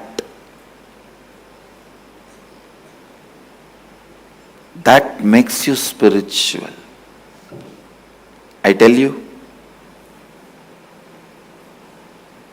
all spiritual practices are just to develop that subtle brain grooves in you to catch the pure consciousness. Whether you sit in the banks of Ganga in silence in Haridwar,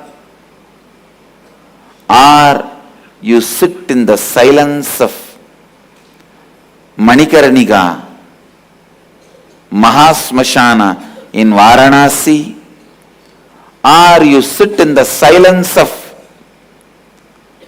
Gomukh, Tapovan, understand, when your brain grooves, the subtle brain grooves, are able to catch concept of consciousness, the spirituality is awakened in you.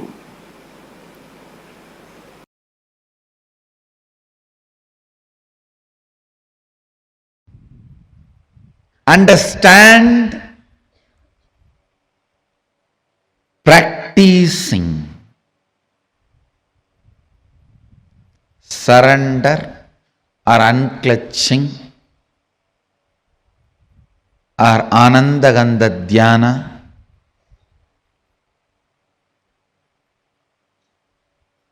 completion, all this not only brings peace into your heart, it raises the subtlety of your brain grooves and your brain's ability to capture the higher truths. Your brain's ability to capture the higher truths. Brain's ability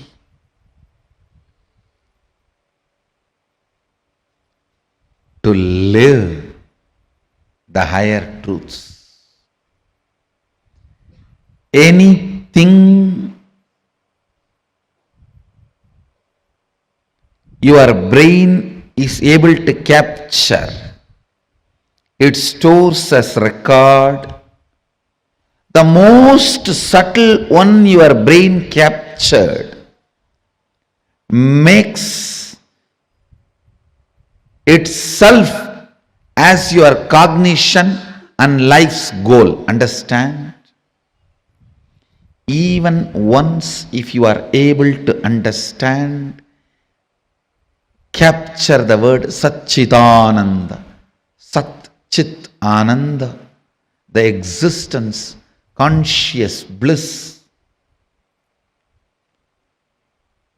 Anything which is subtle, the most subtlest experience, imagination, visualization, your brain is able to capture, it will make that as a base for its function.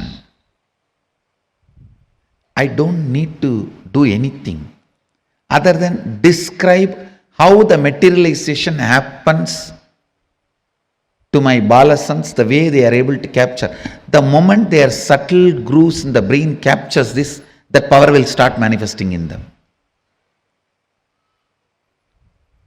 Why I am saying balasans? Because they are more ready to listen. Their inner space has more peace. Their brains have more subtle grooves to imbibe what I am sharing. When I explain that science, if you can visualize it, that power will start manifesting in you. Because anything your brain can visualize, it will make that as your basic functionality. If I can explain moving from one body to another body, astral travel, and your brain is subtle enough to capture it, visualize it, you will start manifesting that power. All powers are like that only. You just need the completion space and Guru who properly makes your brain grooves to catch it.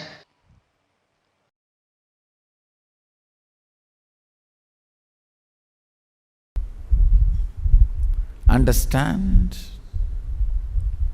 First of all, find out to what you are integrated, to what you are authentic. You are very authentic to your pillow and bed because you spend best of your life there. And you are very authentic to your confusion. You worship it. Om Confusione Swaha, Om Confusione Namaha, Om Confusione Naivedyam Samarpayami, Om Confusione Padapujam samarpayami. Om confusione vastram samarpayami. You glorify your confusion with nice words. I think this is the way Sadashiva directly taught us to live. See how polite I am. When you are constipated also you will be polite, because you can't move anywhere. Understand to what you are integrated, to what you are authentic, to what you are responsible, to what you are enriching. That is what is going to be the result of your life. Recognize that, you will wake up.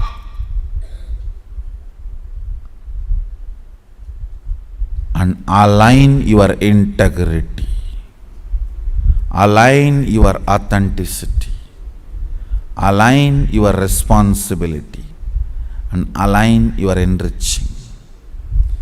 Recognizing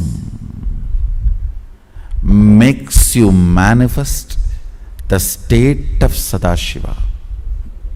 Understand? State does not need to be achieved, you have it. If Sadashiva is 100 unit integrity, you have 100 unit integrity. He is integrated to Turyadita, you are integrated to Sushupti, that's all.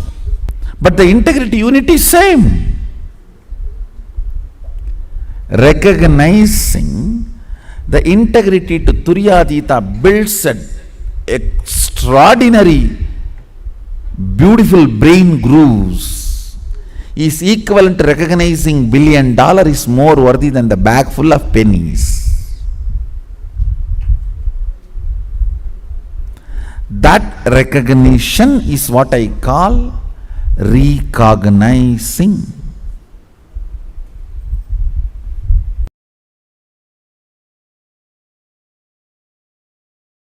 The other concept that, if I try and think about it too hard, really scares me, is because I can't wrap my mind around it, is the idea of infinity. Like the idea of... You don't have to think, you can't grasp unless your brain grows that subtle grooves which gets awakened by Kundalini. Once the Kundalini gets awakened, then God, the word will become so real for you, the I word will become empty for you. See, when I utter God, it has so much meaning for me. When I utter the word I, it has no meaning other than the word I am uttering. For you, when you utter the word I, it has so much meaning for you. When you utter the word God, it is just emptiness. So the shift will happen when the Kundalini reaches Sahasrara. Okay, cool.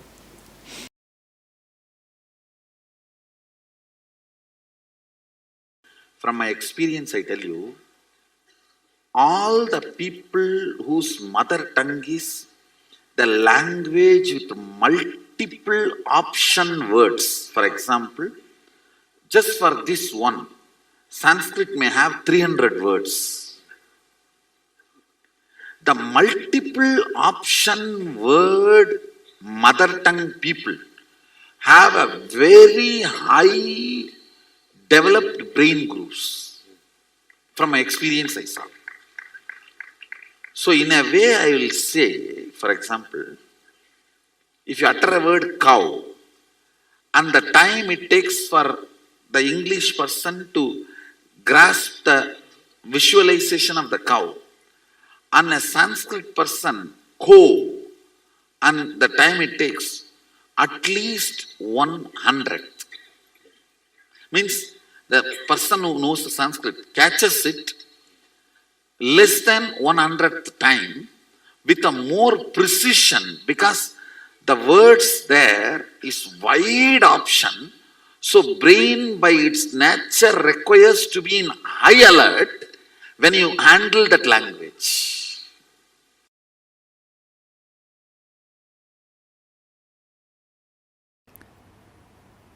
Every idea, thought current you cherish in your brain creates certain map. If that map can be taken out and inserted on somebody, it is called circuit. If you cannot take it out, it just dies within you, it is map. If it can be taken out and inserted on somebody's head, it is circuit. For example, you cherish a thought current. Let the whole world be blissful. Let Sadashivatva happen. These thought currents create certain electric signals in your brain, certain map.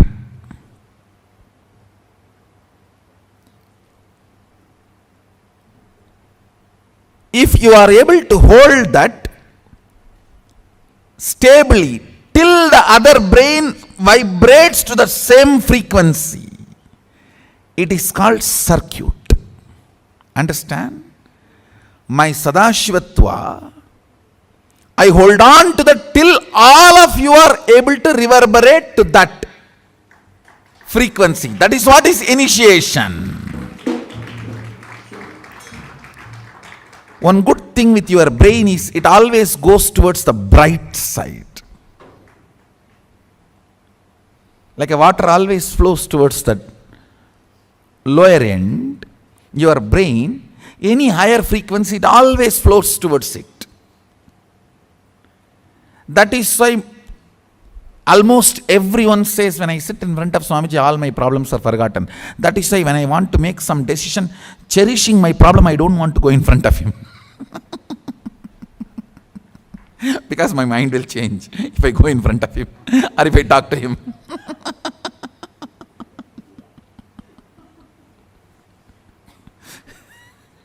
Secret.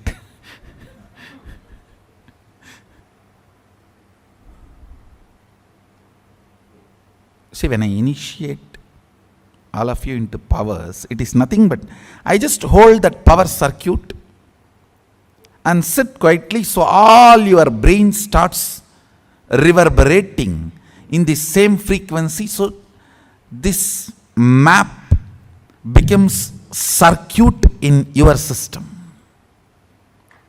See, if it is only in your brain, it is called map. If it can be reproduced, it is called circuit. That's all. If it becomes alive to reproduce itself, it is called circuit. Like if a lady remains single, she is lady. If she gives birth, she becomes mother. So map is a lady, circuit is mother. That's all.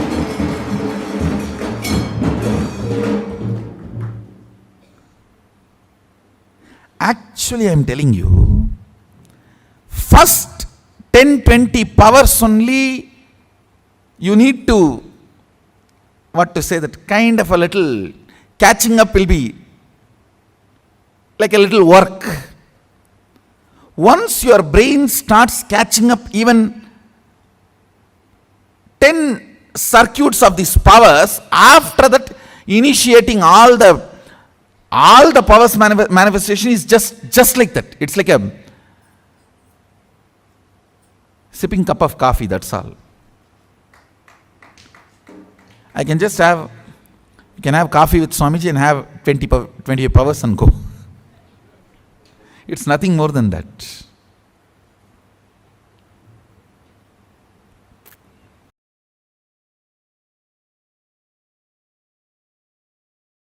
Listen to this great truth. Declare your integrity to Paramashiva. Request Paramashiva. Only with His grace you can even bow down to Him. Ask Him to give you the grace to bow down to Him, connect with Him and have devotion and manifest Him.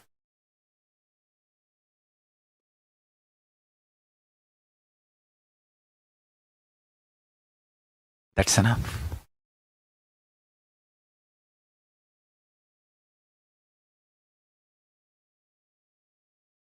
That's enough.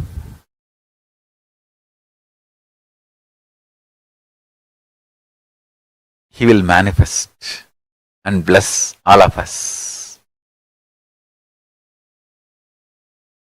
So now, sit straight. Let's dissolve into Paramashiva. Let Paramashiva manifest now in all of us.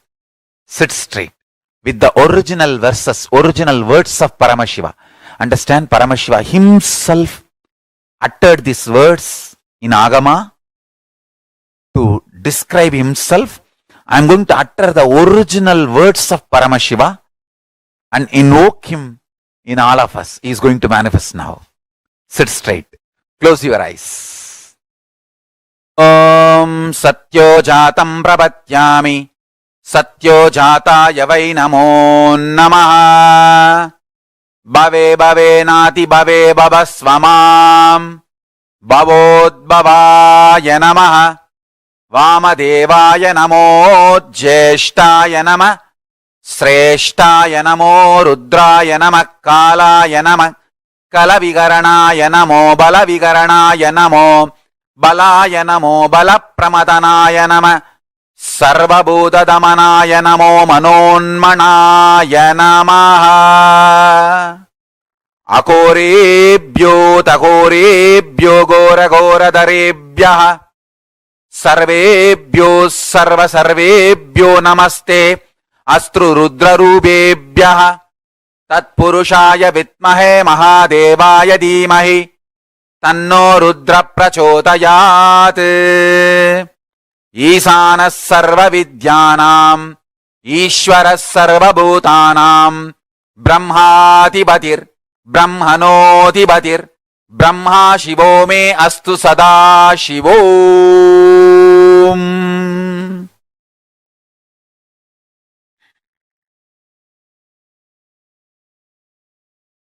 Meditate on Paramashiva with 25 heads.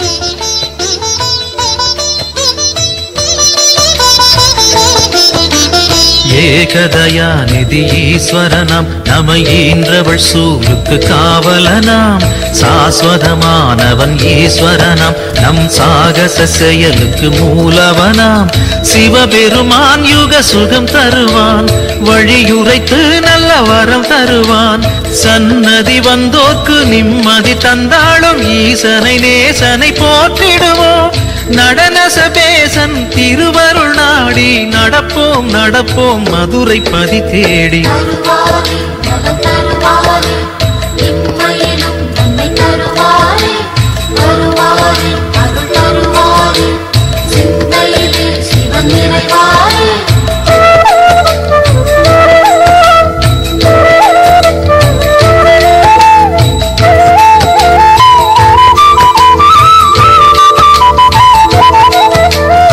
நஞ்சுண்டநாதர் Sivan போற்றி அந்த சந்தியா காலத்து சனி போற்றி நவசந்தி தாண்டவ குரு போற்றி அந்த மகா பிரதோஷ நாள் போற்றி தேய்பிரையில் அந்த வளர்பிரையில் தேடிச் சென்றால் அருள் கூடிடுமே நர்த்தனம் காட்டும் ஆடிய பாதம் திருமுகம் கண்டால் நலந்தானே தேடிடும் கண்களில் ஆடிடும் பாதம் தெரியும் தெரியும் இது நிஜமே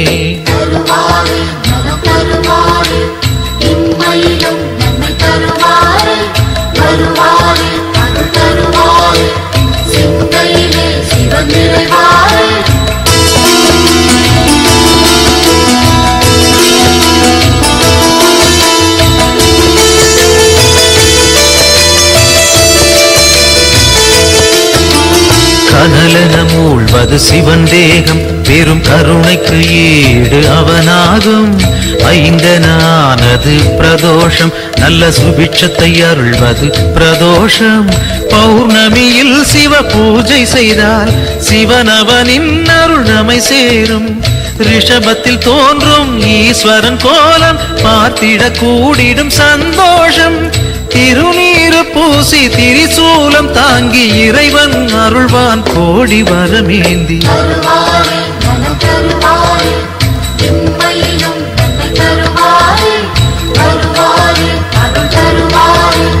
சிந்தையிலே சிவன் நிறைவாரே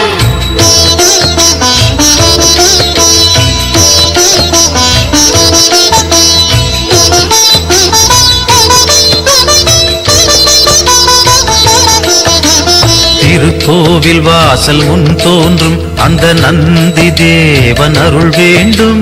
பிரதோஷ காலம் வரும் நேரம் அவன் திருவருள் யாவும் கைகூடும்.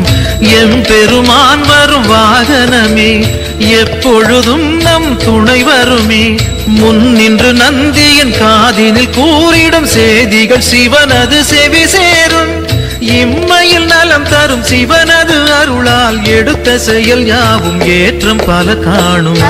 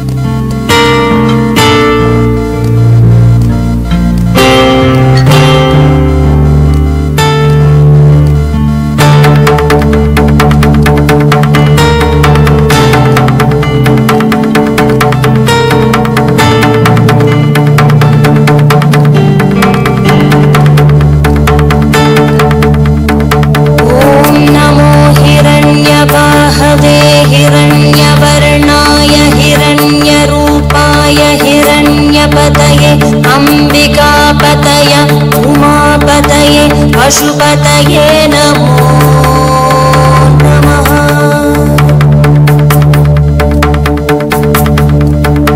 ॐ नमो हिरण्यबाहवे हिरण्यवर्णाय हिरण्यरूपाय हिरण्यपतये अम्बिकापतय उमापतये पशुपतये नमो नमः।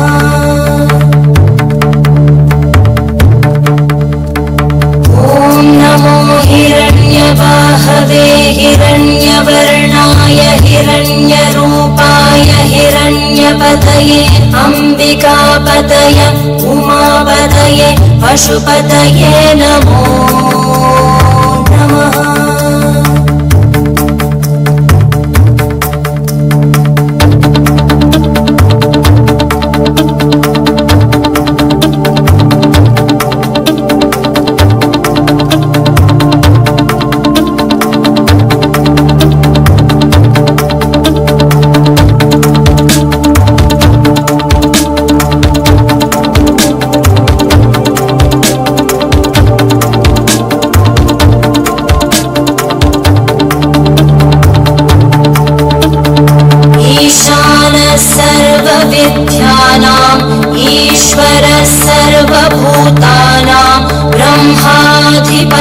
ब्रह्मणोऽधिपति ब्रह्मा शिवो मे अस्तु सदा शिवो।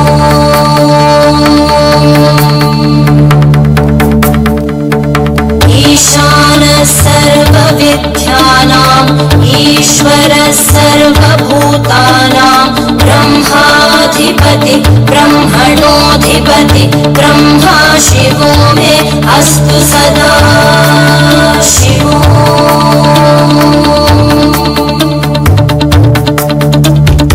ईशानः सर्वविद्यानाम् ईश्वरः सर्वभूतानां ब्रह्माधिपति ब्रह्मणोऽधिपति ब्रह्मा शिवो मे अस्तु सदा शिवो।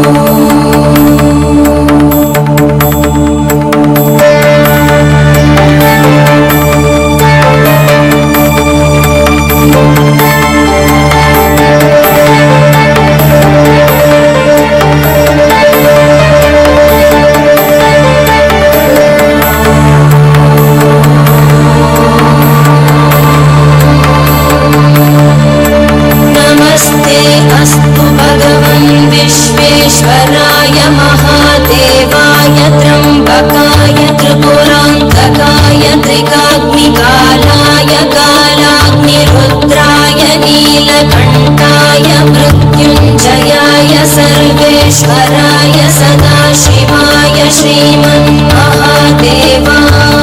नमः।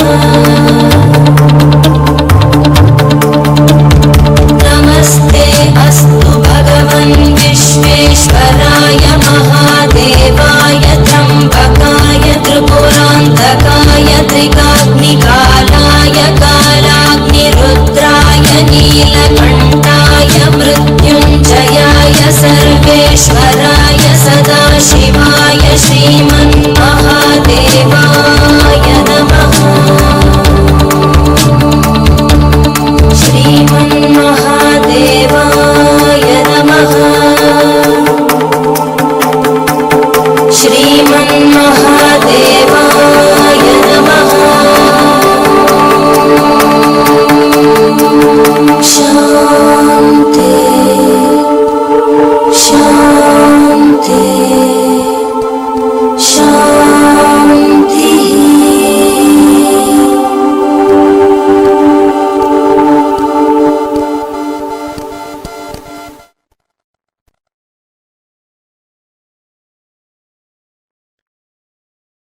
ॐ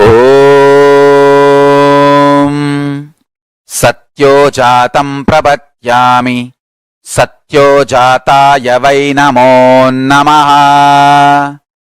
भवे भवे नाति भवे भवस्व मां भवोद्भवाय नमः। वामदेवाय नमो ज्येष्ठाय नमः श्रेष्ठाय नमो रुद्राय नमः कालाय नमः कलविकरणाय नमो बलविकरणाय नमो बलाय नमो बलप्रमदनाय नमः सर्वभूतदमनाय नमो मनोन्मनाय नमः। अकोरेभ्यो तकोरेभ्यो घोरघोरधरेभ्यः सर्वेभ्यो सर्वसर्वेभ्यो नमस्ते अस्तु रुद्ररूपेभ्यः।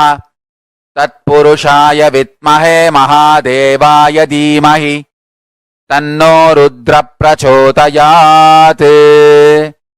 ईशानः सर्वविद्यानाम् ईश्वरः सर्वभूतानां ब्रह्माधिपति ब्रह्मणोऽधिपतिर्ब्रह्मा शिवो मे अस्तु सदा शिवो।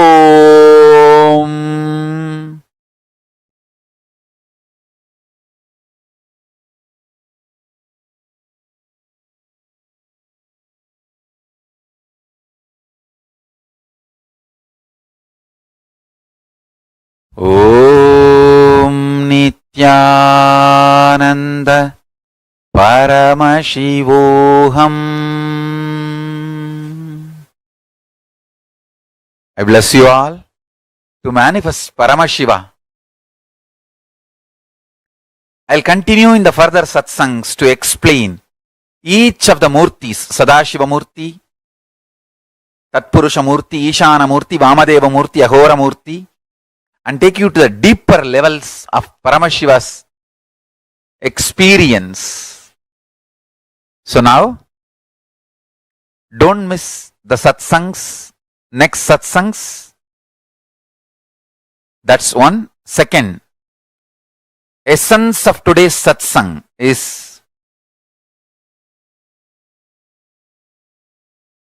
universe is not obligated to make sense to us. Only we are supposed to be making sense to universe. And declare this to Paramashiva, your surrender and integrity. Request him to manifest in you and your life. So with this, I bless you all. Let's all radiate with integrity, authenticity, responsibility, enriching, causing, living Shuddhatvaita Saivam, Paramashivoham, the eternal bliss, Nithyananda. Thank you. Be blissful.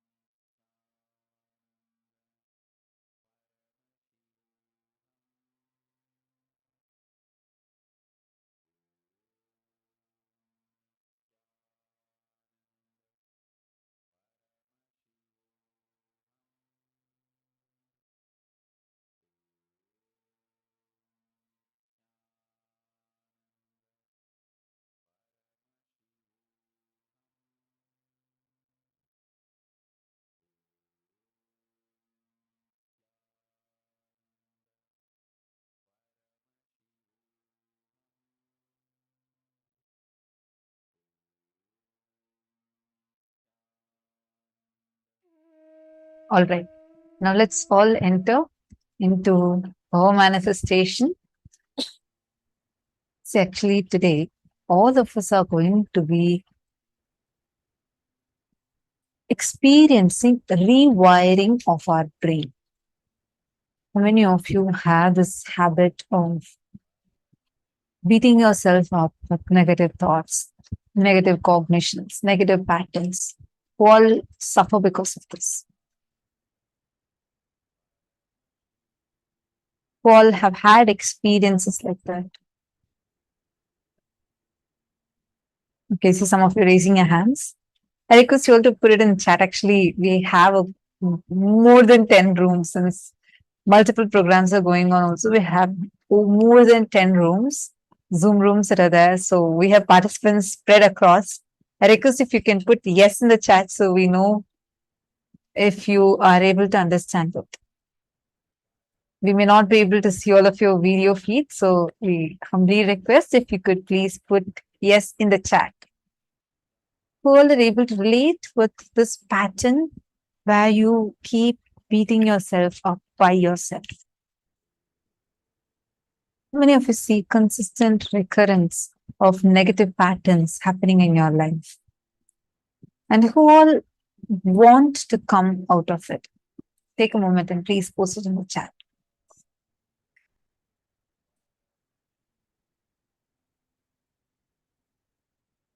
See, understand.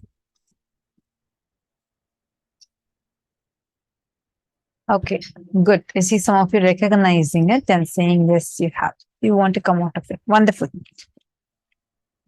Every time you think in a certain manner, and again and again and again, think in the same manner, you are empowering a particular neural pathway in your brain. Are you all with me so far? For example, whenever you are, let's say you are brushing your teeth, there is an automated action happening in your body.